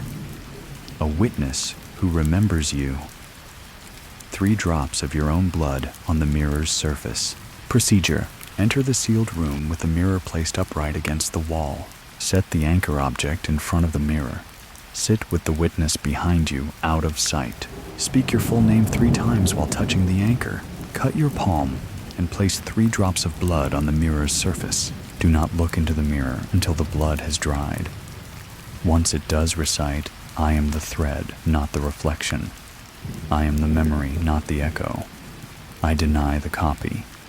I reclaim the self." Open your eyes. If the reflection matches perfectly, the severance is successful. If the reflection moves before you or smiles when you don't close your eyes and smash the mirror immediately, do not open your eyes again until your witness confirms the reflection is gone. Tessa finished reading and sat back, pulse drumming in her ears. Ryan leaned closer. "That's intense, but it sounds doable. Mostly. It also sounds final," she said quietly. "Like it only works once. That's what makes it work right. You only get one chance. No room for doubt." She nodded. "Then we do it tonight." They began preparing immediately. Ryan retrieved a long, unused, full-length mirror from his closet, still wrapped in plastic from his last move. Tessa ran her fingers along the edges, checking for chips or cracks. It was clean, unused, safe, at least for now. She didn't dare test it with her own reflection until the ritual. For the anchor object, she chose a faded concert ticket stub from a box in Ryan's drawer, one she'd given him years ago, from the night they'd seen a little-known band in the rain. Her handwriting was still visible on the back. "You're the only one who showed up. T." It wasn't just a memory. It was her memory, one that no echo could fake, because it had grown from something imperfect and true. They sealed the bedroom. Sheets duct taped over the window. Towels pressed against the crack beneath the door. all lights off save a single candle for the preparation. Tessa sat cross-legged on the floor mirror propped before her. Ryan sat silently behind her outside her field of vision exactly as instructed. She held the ticket stub between her palms like prayer. "My full name," she whispered. "Tessa Marianne Holt." She repeated it. "Tessa Marianne Holt." Again slower. "Tessa Marianne Holt." Then she picked up the small pocket knife Ryan had laid beside her and opened it with steady hands. She drew a thin line across her palm, not deep, but enough for blood to pool. She reached out, touched the cold surface of the mirror with 3 trembling fingertips, each leaving behind a vivid red mark that slowly began to drip downward. Ryan's voice came soft from behind her. "Still just you. I swear." She closed her eyes and waited. The blood dried slower than expected. Minutes passed in silence. Tessa could hear her own heartbeat in her ears, the rise and fall of Ryan's breath. No other sound, but the room felt watched, not seen watched. There was a difference. Something in the space had changed the moment she'd spoken her name, like her identity had been pinned down, summoned into full view. Finally, when the last drop had fully dried, she inhaled deeply and recited the final lines. "I am the thread, not the reflection. I am the memory, not the echo. I deny the copy. I reclaim the self." Then she opened her eyes. The mirror stared back. Her face was there, calm, still, familiar. Her own breath caught. It looked like her. It blinked in sync. No smile, no delay, but something was off. She leaned closer. The ticket stub in the mirror had different writing. It was subtle, just a single letter. The T in Tessa had a flourish she'd never written. Her blood ran cold. She whispered Ryan. "Yeah. Does my reflection match?" He stood, slowly moved closer. His voice was hesitant. "Yeah. Looks fine to me. Same you I remember." But his tone had changed. Not panic, not fear, uncertainty. She glanced at the stub again. It now read, "You're the only one who showed up. J." Her breath hitched. J, not T. She hadn't written that. The echo had, and Ryan didn't notice. Because maybe he already wasn't him anymore. Tessa didn't move. Her limbs tensed. Her breath slowed, her gaze locked onto the mirror, not blinking, not even swallowing. Every cell in her body screamed for stillness. She had read enough, knew that any sudden motion, any spike of fear might give it the upper hand. But the smallest detail had already shifted. The signature. J, not T. That alone was a fracture, a hairline crack in the ritual's integrity. She'd followed every instruction, precisely every step measured and deliberate. But either the mirror had already been compromised, or Ryan had. She listened for his breathing behind her. Slower now. Too slow. She remembered the rhythm of it from earlier, 4-second inhale, 5-second exhale. The pattern was broken. Now it was too even, too controlled, as if performed rather than lived. Tessa spoke without turning. "Ryan, what did I say the first time we watched that horror film together? The one with the haunted motel." He paused. "Too long." Then answered, "You said it reminded you of your grandmother's house." "Wrong. I never met my grandmother," she said, her voice barely above a whisper. Still, she didn't turn. She kept her eyes on the mirror. Her reflection did not shift, but now that she looked closely, she could see a slight distortion around the edges of her mirrored face, like heat waves rising from asphalt. And there was something else, her eyes, the pupils slightly dilated in the reflection, despite the candlelight being steady. She needed a new plan. The ritual had failed, maybe not fully, but enough. If this wasn't her reflection anymore, or if the witness behind her wasn't the Ryan she remembered, she had to act quickly. She glanced down at the journal still open beside her. There were 2 pages left. One had been mostly ripped out, only the title remaining incomplete severance attempts. The final page, however, was intact. At the top was a single sentence handwritten in a new, precise script. When the witness becomes the mirror, there is only one path left. Below it, a diagram. A mirror facing another mirror, forming an infinite loop of reflections. Step between two reflections. Place your anchor between them. Close your eyes. Breathe your full name backward. Let the loop collapse on itself. The copy cannot survive paradox. Only one version leaves, a desperate move, a last resort, one she hoped never to use. But if Ryan had already been turned or replaced, then she had no witness, and the severance ritual was void. Still not turning around, she stood slowly and walked toward the full-length mirror, gripping its sides. She felt its coldness, the faint pull of static across her skin. Her eyes never left the surface. Behind her, she could hear movement, light footsteps, shifting floorboards, the slow stretch of someone trying not to be noticed. "I'm going to move the mirror," she said quietly. "Help me lift it." There was no reply, just footsteps approaching. She felt hands grip the top corners of the mirror, but not where Ryan's hands should have landed. These were smaller, paler, fingers too long. She didn't react. She simply said, "Careful," with the frame. Together, they lifted it and turned it toward the other wall. Tessa guided it carefully, positioning it directly across from the TV screen, dark reflective, forming the second surface. Now, the two mirrors faced each other.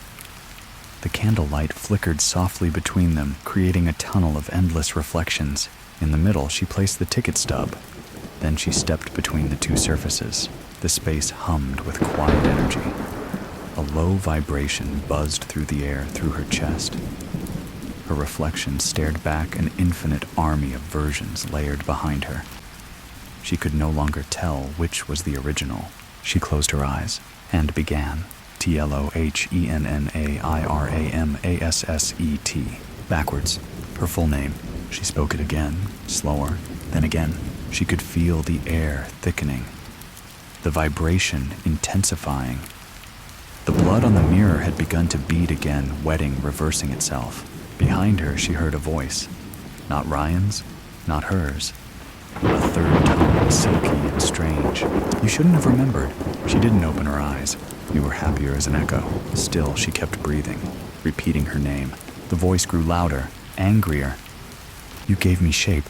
I wasn't until you looked." Her voice cracked, but she said it again.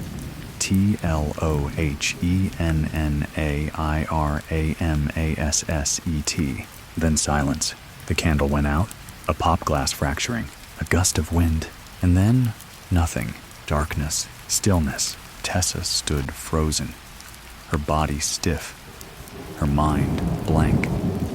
For a full minute, she didn't breathe, didn't open her eyes. She waited, and then a hand touched her shoulder.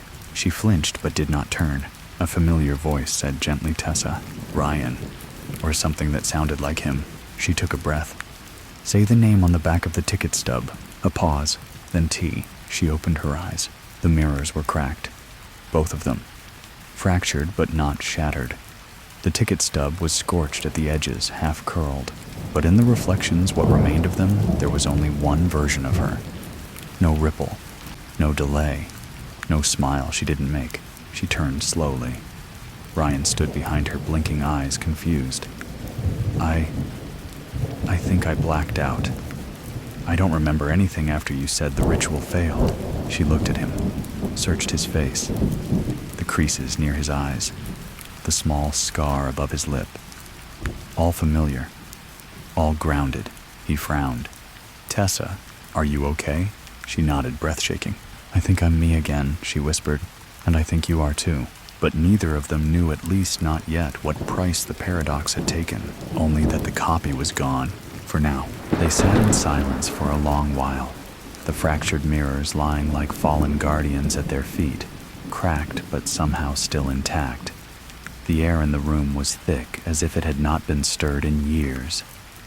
Tessa's breathing began to slow as the adrenaline bled from her muscles, leaving behind an ache that settled deep into her bones.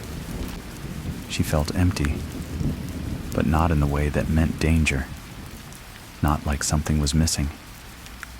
It was more like a release. The kind of emptiness left behind when a storm finally recedes from the coastline, taking with it the crashing noise, the pressure, the fury, leaving behind wreckage, but also peace. Ryan rubbed his face, eyes glazed with confusion and fatigue. I don't know what just happened, he said, voice hoarse. It was like I was somewhere else, watching from behind a window, like my body was moving and my thoughts weren't my own, but I could feel your voice pulling me back. He paused, then added more quietly, I'm sorry I didn't realize sooner. Tessa shook her head, her own voice low. You weren't supposed to. That's what it does. It doesn't take you with a scream. It doesn't claw its way into you. It waits for you to doubt. Then it slips in through the cracks. She looked at him, then her expression softer than it had been in days. But you came back. That means something. They sat among the shattered symbols of what they'd survived, each of them, trying to trace the map of what had just occurred. Tessa reached out and picked up the burned corner of the concert ticket. The signature had returned to its original form, her handwriting, her name. The flourish was gone. It felt heavier now, as if the object had absorbed the weight of what it had protected her from. An anchor, indeed. The journal sat between them. Tessa flipped through the last remaining pages again, searching for any notes she might have missed. Beneath the severance ritual, scribbled hastily in the margins, as if added in a final moment of panic or clarity, was one line. You will know it worked if silence feels clean again. She looked up at Ryan, listened. The room was still. No tension. No lurking pressure behind the walls. No sense that her breath echoed twice. The silence was clean. Later that morning, as dawn pushed pale light through the sheets over the windows, they removed the fabric slowly, cautiously, as if afraid the outside world had changed. But it hadn't, not visibly. Cars moved on distant streets. Birds sang. The air carried the faint smell of dew on concrete. It all felt real, but there was no going back to before. Not truly. They both knew it. You should stay here for a few days, Ryan said, pouring them each a cup of strong, bitter coffee. Rest. Read. Get some sun. Just give yourself time.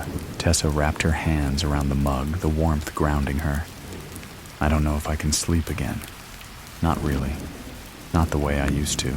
He gave a faint smile. You will. Eventually. You have to believe that the version of you now is the only one left. And that's enough. She sipped the coffee. Let it burn her throat a little. I'm afraid it's not over. That it could come back. Through another mirror. Another person. It's patient. It waits. Ryan nodded slowly. So what do?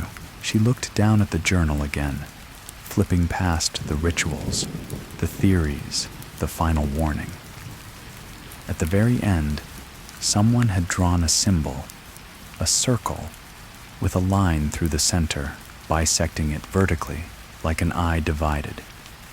Beneath it, just 4 words, tell someone who listens. Tessa closed the book. I tell the story, she said. That's what I do. I make sure people know what to look for. Not in the monster, but in themselves. Ryan watched her carefully. And what if they think you're crazy? She smiled faintly. Then they're lucky, because it means they haven't looked into the mirror long enough to know better. Outside, the wind shifted. A new day began. But in a small motel, 2 towns over, a housekeeper entered a room to clean. She reached for the bathroom. Light flipped it on. The mirror above the sink was fogged with moisture. She leaned forward to wipe it. As her palm smeared away the condensation, she paused. Her reflection smiled back before she did. Tessa had left Ryan's house by mid-afternoon. The sun was sharp, the kind of unflinching brightness that made everything look bleached and a little surreal. But it warmed her skin, and that was something. She drove with the windows down, letting the air rush in and fill the car with something fresh, something untarnished. But she didn't head home. Not yet. Her apartment. Her own mirrors. Her own dark corners. It was too soon. Instead, she took the long way out of town, toward the coast.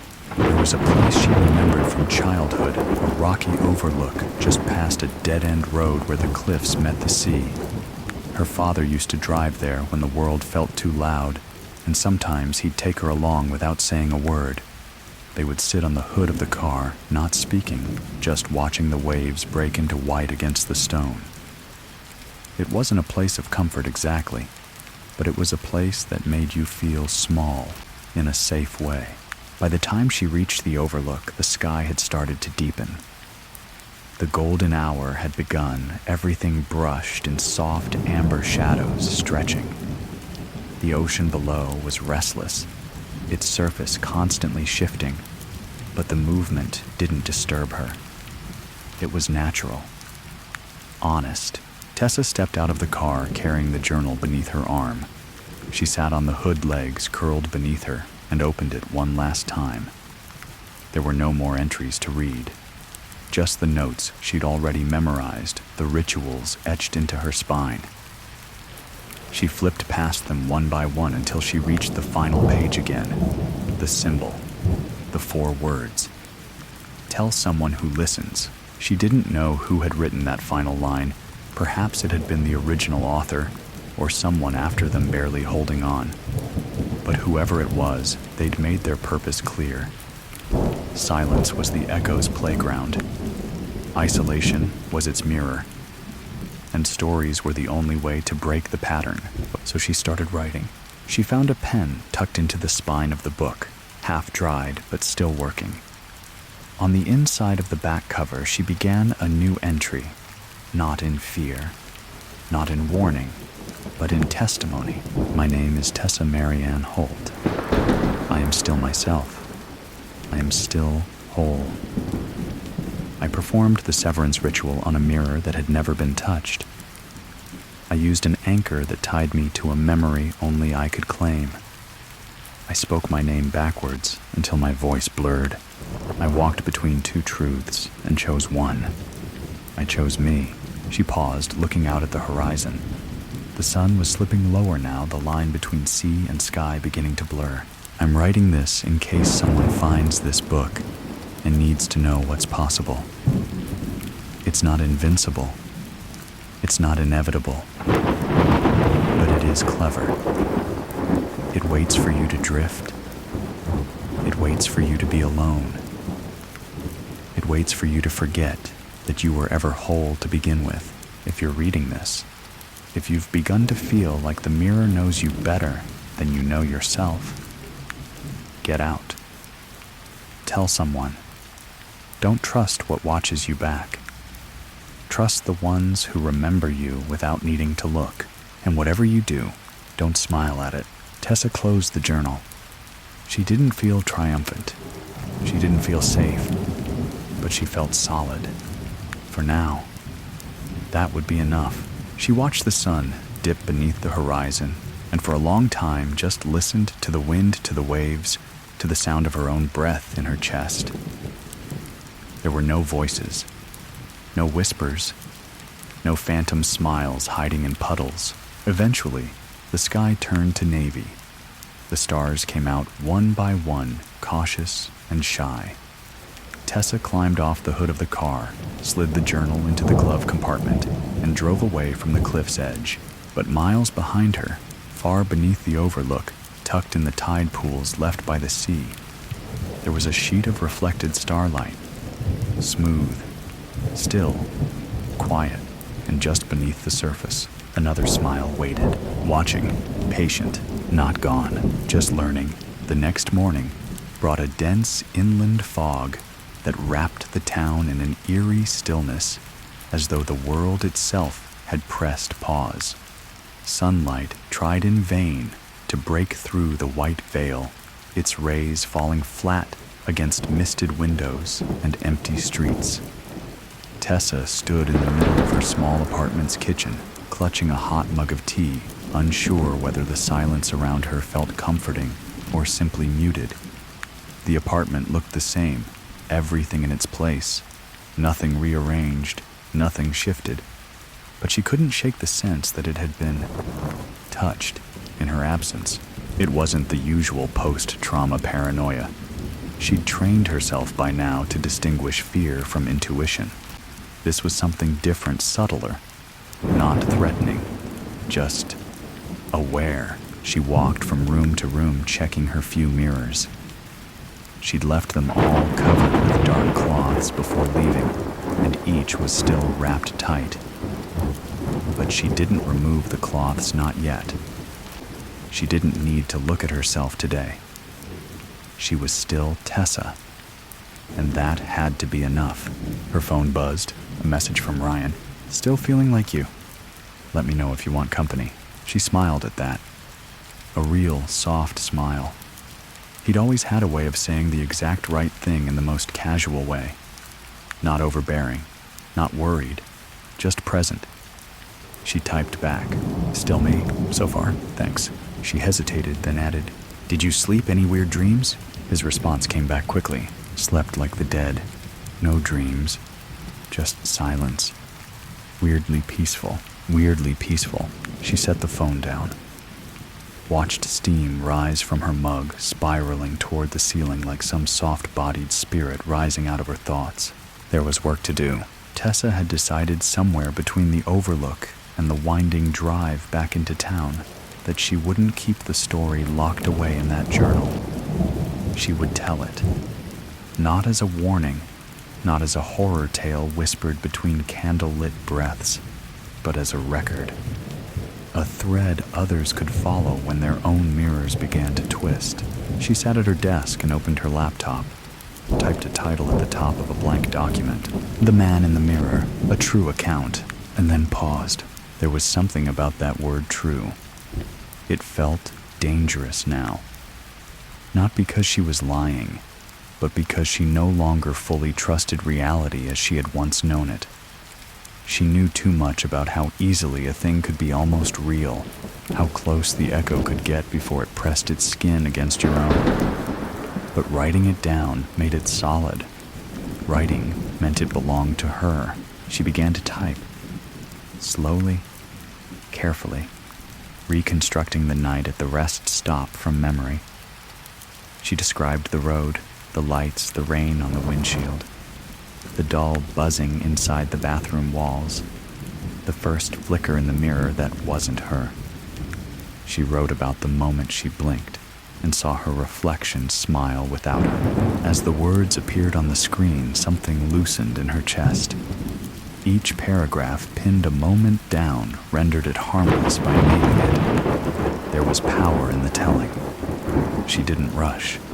She let the story breathe, let the fear stretch naturally unforced.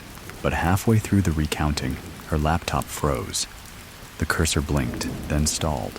Then, without her touching anything, the words began deleting themselves. Letter by letter, she recoiled, heart slamming against her ribs. Reached for the power button, held it down. The screen went black. In the reflection of the dark screen, her face was pale, still. Then her mouth moved just slightly, but she hadn't spoken. Tessa stood so fast her chair toppled backward, thudding against the floor. She backed away from the desk, blood roaring in her ears. "No," she whispered. "No. I ended this. You're gone." But the screen remained black. No reflection now. Just absence. Her phone buzzed again. Another message from Ryan. "Did you just call me?" She stared at it, typed back, "No." 3 dots appeared, typing. Then, "Your voice said you needed help. You sounded far away, echoing." Tessa's knees gave slightly. She gripped the counter to steady herself. The thing had no form. It didn't need one. It could travel through memory, through through sound, through belief, and now, maybe through digital signals. Her mistake had been thinking the ritual had ended it, but it had only delayed it, sent it retreating into the cracks, watching, learning, because she'd told the story. And now it had her words. Tessa's breaths came in shallow pulls, as if the air around her had thickened into something her lungs couldn't fully accept. She stared at the phone screen, the message from Ryan still glowing like an accusation. Your voice said you needed help. You sounded far away, echoing. Her hand tightened around the device. She hadn't called him. She hadn't even spoken aloud in the last 10 minutes. But something had. Something using her voice again. She turned off the phone, not wanting to see the typing dots appear again. Not wanting to risk hearing herself speak when she hadn't opened her mouth. Then she turned her attention to the laptop. It sat dark, quiet, the screen still faintly reflecting the room. She approached it like a wounded animal, slow, cautious, ready to slam it shut if her reflection twitched again. It didn't. She opened the lid. The screen powered up with a soft hum. The document had been closed. All unsaved progress gone. Nothing in recent files. The story had erased itself, or been erased. Her hands trembled as she opened the file explorer, navigating to the autosave folder. She found something. A fragment. Just a few paragraphs. The beginning of her draft. She opened it, eyes scanning the first line. But it wasn't what she had written. I am Tessa Marianne Holt, and I've always been watching you. Her stomach flipped. She closed the file immediately. Deleted it. Emptied the trash folder. Unplugged the machine and slammed it shut. Then came a knock. Not loud, not aggressive, just a knock. She froze, turned slowly toward the apartment door. It was too early for visitors. No deliveries, no maintenance, no reason for anyone to come. She approached the peephole, held her breath, and looked. No one. She hesitated, then turned the lock and opened the door a crack. The hallway was empty, except for a small object lying on the welcome mat. A hand mirror. Tessa didn't touch it. Not immediately. She stared at it, heart pounding, mind racing. It was old, silver-rimmed, the kind with ornate curls along the handle, like something from a vanity table a century ago. The glass was slightly smudged, foggy, as if it had been handled with damp fingers. She crouched down slowly, squinted. For a moment she thought she saw something in the reflection. Not herself, at least not directly. Just a shoulder disappearing around the corner of the hallway. She snatched the mirror up at the edge of her hoodie, refusing to let her bare skin touch it, and tossed it into the kitchen sink like it might explode. It clattered against the porcelain and rolled to a stop face down. She turned on the faucet and let hot water cascade over it. Steam rose. The metal fogged further.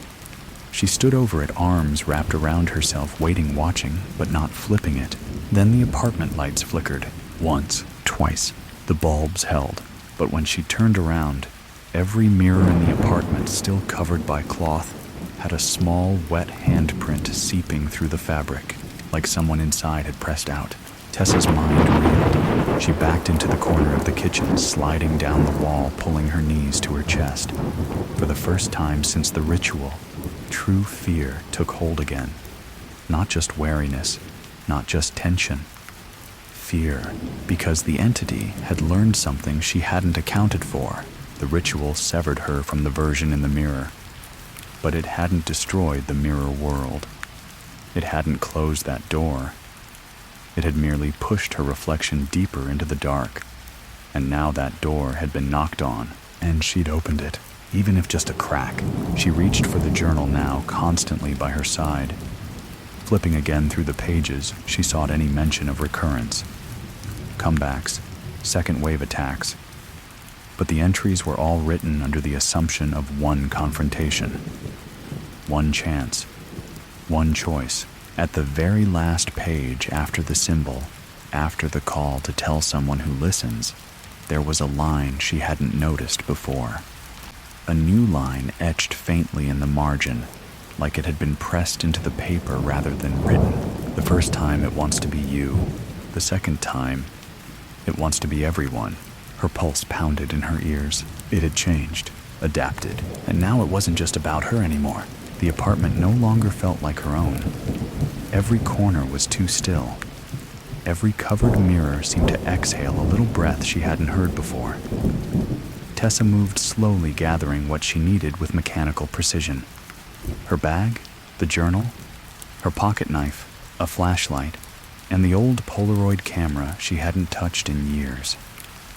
If she couldn't trust mirrors if reflections were gateways now, then she would rely on analog on film on the things the entity couldn't yet mimic.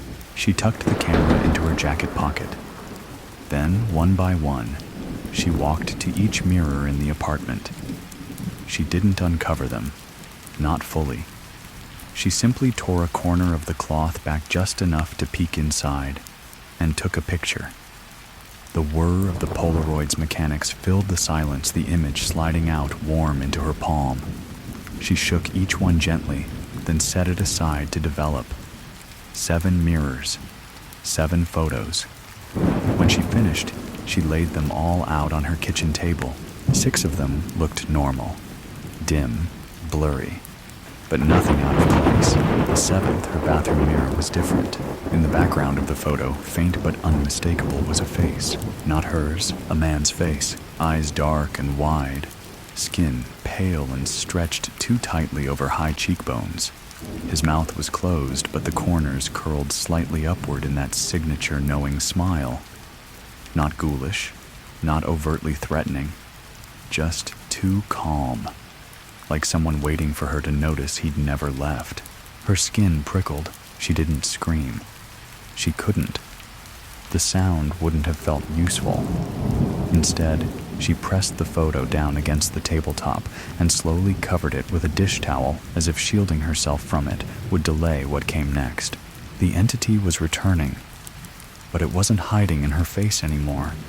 It had made one, the man in the mirror, and now it had a body to walk with. Her mind flashed back to the hand mirror left on her doorstep. The silver-rimmed one with the smudged glass and the reflection that moved when it shouldn't. That hadn't been just a message. It was a mirror seed, a carrier, an invitation. Maybe even an anchor point for him. He'd been learning all along. Watching, waiting, Tessa stood abruptly and grabbed the dish towel from the table, folding it around the Polaroid like a fragile artifact. She placed it carefully into her bag and zipped it closed. The rules had changed. This wasn't about identity theft anymore. It was about migration. The entity wanted to leave the confines of glass and reflection. It was evolving, and she had no idea what would happen if it succeeded. She grabbed her keys, locked the apartment behind her, and headed straight for the only person she trusted, Ryan. He opened the door before she could knock. "I saw your text," he said. "You okay?" "No," she said flatly, stepping past him. "Something's changed. It's not about me anymore. It's growing, getting smarter." He followed her into the living room. What happened? Tessa pulled the Polaroid from her bag, still wrapped, and unfolded it on his coffee table. She pointed to the figure in the background. Ryan stared, leaned in, then looked up slowly. "That's not you." "No," she said. "It's him. The one I saw in the bathroom the first night. Except now, he's clearer, more defined. And he's not mimicking me anymore." Ryan frowned. "Then what's he doing?" "Becoming." She sat down, hands shaking slightly now. "He's becoming something else. Something independent." She told Ryan about the knock at the door, the mirror left behind, the way her digital file rewrote itself, the voice that called using her number, and finally, the writing in the journal she hadn't seen before. The second time, "It wants to be everyone," Ryan exhaled. "You think it's spreading through technology, or thought, or memory? Maybe both." It doesn't need mirrors anymore, it just needs recognition. That's the only thing it ever needed. Ryan was quiet. Then hesitantly, "Tessa, you're not going to like what I'm about to ask." She looked at him. "What?" He picked up the Polaroid. "What if telling the story helps it spread?" She froze, because she had thought the same thing. The ritual had told her to tell someone who listens. But maybe that was a trap. Maybe the entity had planted that line itself, knowing someone like her, someone who had always turned fear into narrative, would follow it without question. What if every listener, every reader, every person who heard her story and pictured the mirror in their minds was enough to open the door a little wider? Tessa stood slowly. Her voice came quieter than before. "Then it's already too late." Ryan met her eyes. "So what do we do?" She looked out the window where the fog still sat heavy over the city, muffling the world in thick silence. "We find where it started," she said. "The real start. That rest stop was never random.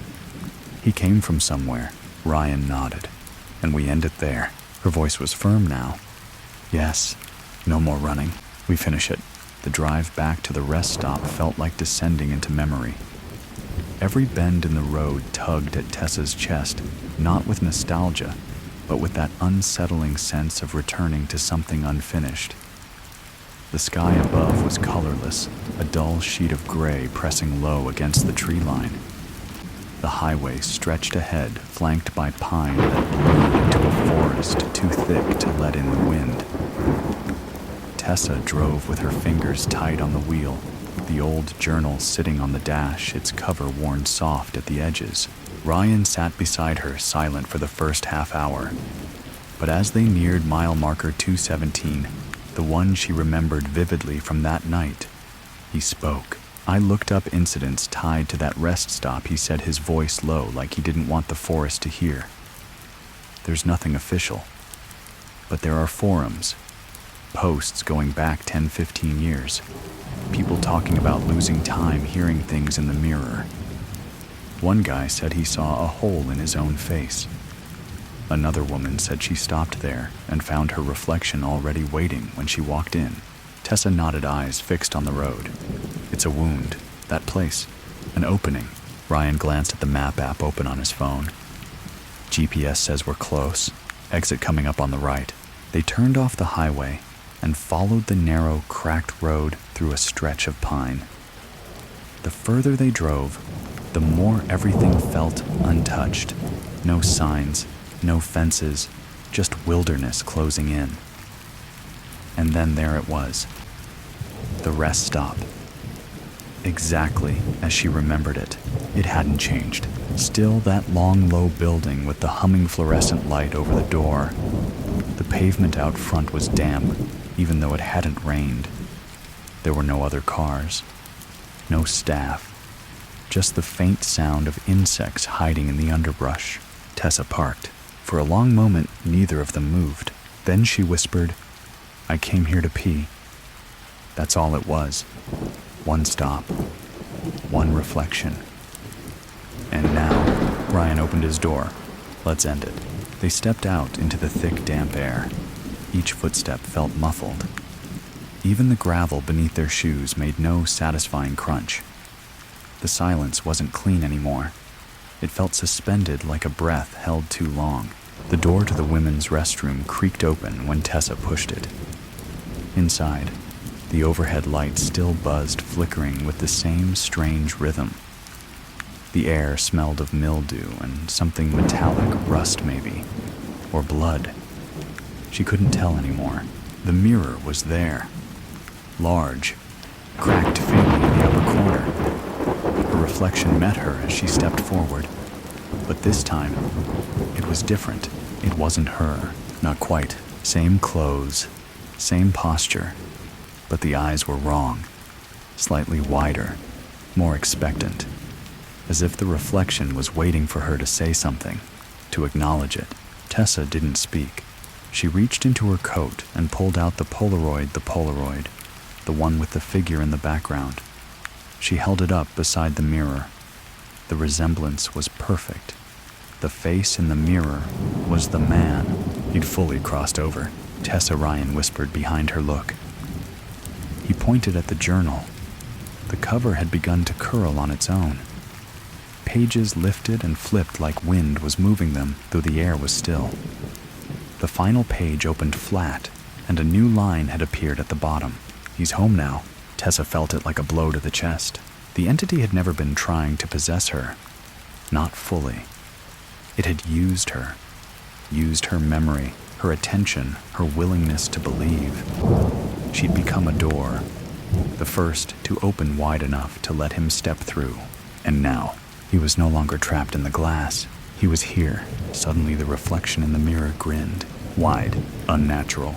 The lights above them blinked once, twice, and then shattered with a loud pop. Glass sprayed across the floor. Darkness swallowed the room. Ryan shouted. Tessa. She reached into her coat, yanked out her flashlight, flicked it on. The beam illuminated the mirror, and he was gone. No reflection. No her. No him. Just empty dark glass. Then behind her a whisper. Close. Breathing. I'm real now. She spun around, flashlight beam cutting through dust, but there was nothing. Ryan stood pressed against the far wall, white-faced, shaking his head. Tessa. I heard it. Right by my ear. It sounded like you. Tessa didn't move. Her voice came out dry tight. We need to break it. Ryan stepped forward. The mirror. No, the pattern. She opened the journal one last time, flipping through to the ritual pages. She drew her pocket knife. Cut her palm.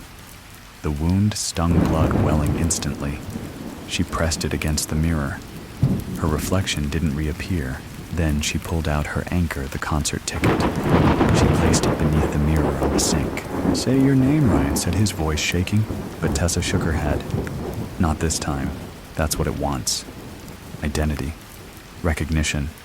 This time, I say nothing. She turned away, faced the opposite wall, let the reflection go. The mirror behind her began to crack, tiny fractures splintering from the center outward. A low, impossible hum filled the room, like air being pulled inward, like breath reversing. The last thing she saw before the light bulb sparked back to life was her own shadow, no longer matching her posture. And then the mirror shattered. Glass fell like rain. Not violently, no great burst of shrapnel, but soft as though the mirror had sighed apart into 1,000 glinting flakes. They slid down the walls, scattered across the sink, clinked against the floor in delicate clusters. Tessa didn't move. She stood with her back to the destruction, eyes still closed, blood slowly dripping from her palm. Behind her there was no sound. No whisper, no breath, no echo. Just the hush of a space that had once held something impossible, now hollowed clean. Ryan was the first to speak. Tessa, he said cautiously, it's gone. She opened her eyes but didn't turn around. Instead, she stepped forward and reached for the faucet. Water sputtered for a moment before running pink as it washed over her hand, then clearing into cold transparency. She let it rinse the blood, then wrapped her palm in a strip of cloth from her jacket. Only then did she face the mirror, or what remained. The frame hung crooked empty. Behind it was only crumbling wallboard and rot-stained tile. The glass had become dust and memory. The surface that had once carried a version of her, of him, of something that was never quite either, was nothing now. Ryan stood beside her. How did you know not to say your name? I didn't, she said quietly. But every time I spoke it, he got closer. Every time I claimed my identity, he learned more about how to wear it. So I stopped. I stopped letting the mirror define me. And I stopped feeding him. He looked around. The room felt ordinary again, ugly, stained, but normal and silent. Not the kind of silence that hummed or pressed in, but the real kind, the clean kind. You think that's it? He asked. It's over. Tessa nodded once. I think I closed the doorway I opened. Maybe not forever. Maybe not for everyone. But for me, yes. He's gone. Ryan walked slowly to the edge of the sink, gazed down at the shards. You realize, he said, after a long pause, if you hadn't come back, if you hadn't told me, I wouldn't have even known I wasn't myself anymore. That's how he works. Her voice was calm now, her body strangely still. He doesn't possess. He replaces. Slowly. Subtly. So the people around you believe before you do. He turned toward her. So what now? She took a deep breath. Now we clean up. Now we go home. And we take down the mirrors. Ryan half smiled. All of them. As many as it takes. Together, they gathered the journal, the Polaroid, the ruined ticket stub. They walked out into the morning light. The fog had lifted the sun, returning in soft, golden shafts through the trees. Everything shimmered, just slightly dew on pine needles, heat rising from asphalt, but it wasn't deceptive. Not now. As they reached the car, Tessa paused, looked back at the building. She didn't feel fear. Not quite. More like reverence. She'd stared at her own face until it stopped being hers, until it fractured into something that wanted to step into her skin and erase the edges. And she had stepped away. She had walked out. Whole. Ryan opened the passenger door. You ready? She looked up at the sky, at the calm blue stretch above the trees. Then she nodded.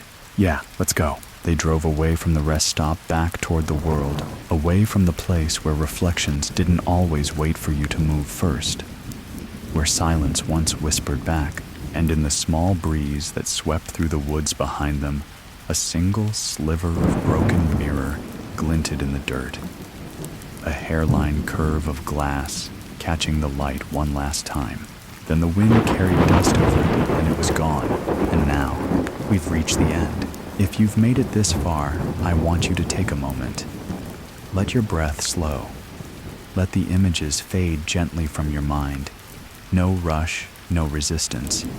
Just allow them to dissolve like mist at dawn. The man in the mirror isn't waiting anymore. The hallway is empty. The reflection is still. And you're safe. Stories like these aren't just about fear. They're about recognition. About how easily we lose ourselves in repetition. How thin the veil between what we think we are and what watches quietly from the other side. But tonight, you've walked with me through the storm, and we made it out together, so rest easy now. There's nothing in your mirror, nothing in the corner of your eye, nothing whispering just behind your shoulder. It was only a story, just a tale carried by voice uncoiled in the dark. Let your thoughts drift to gentler things. The rustle of leaves outside your window, the sound of distant traffic, slowly thinning the soft warmth of your blanket against your skin. And as your eyes grow heavy, remember you are here. You are whole. You are you. Sleep deeply, sleep peacefully, and whatever you do, don't look too long into the glass.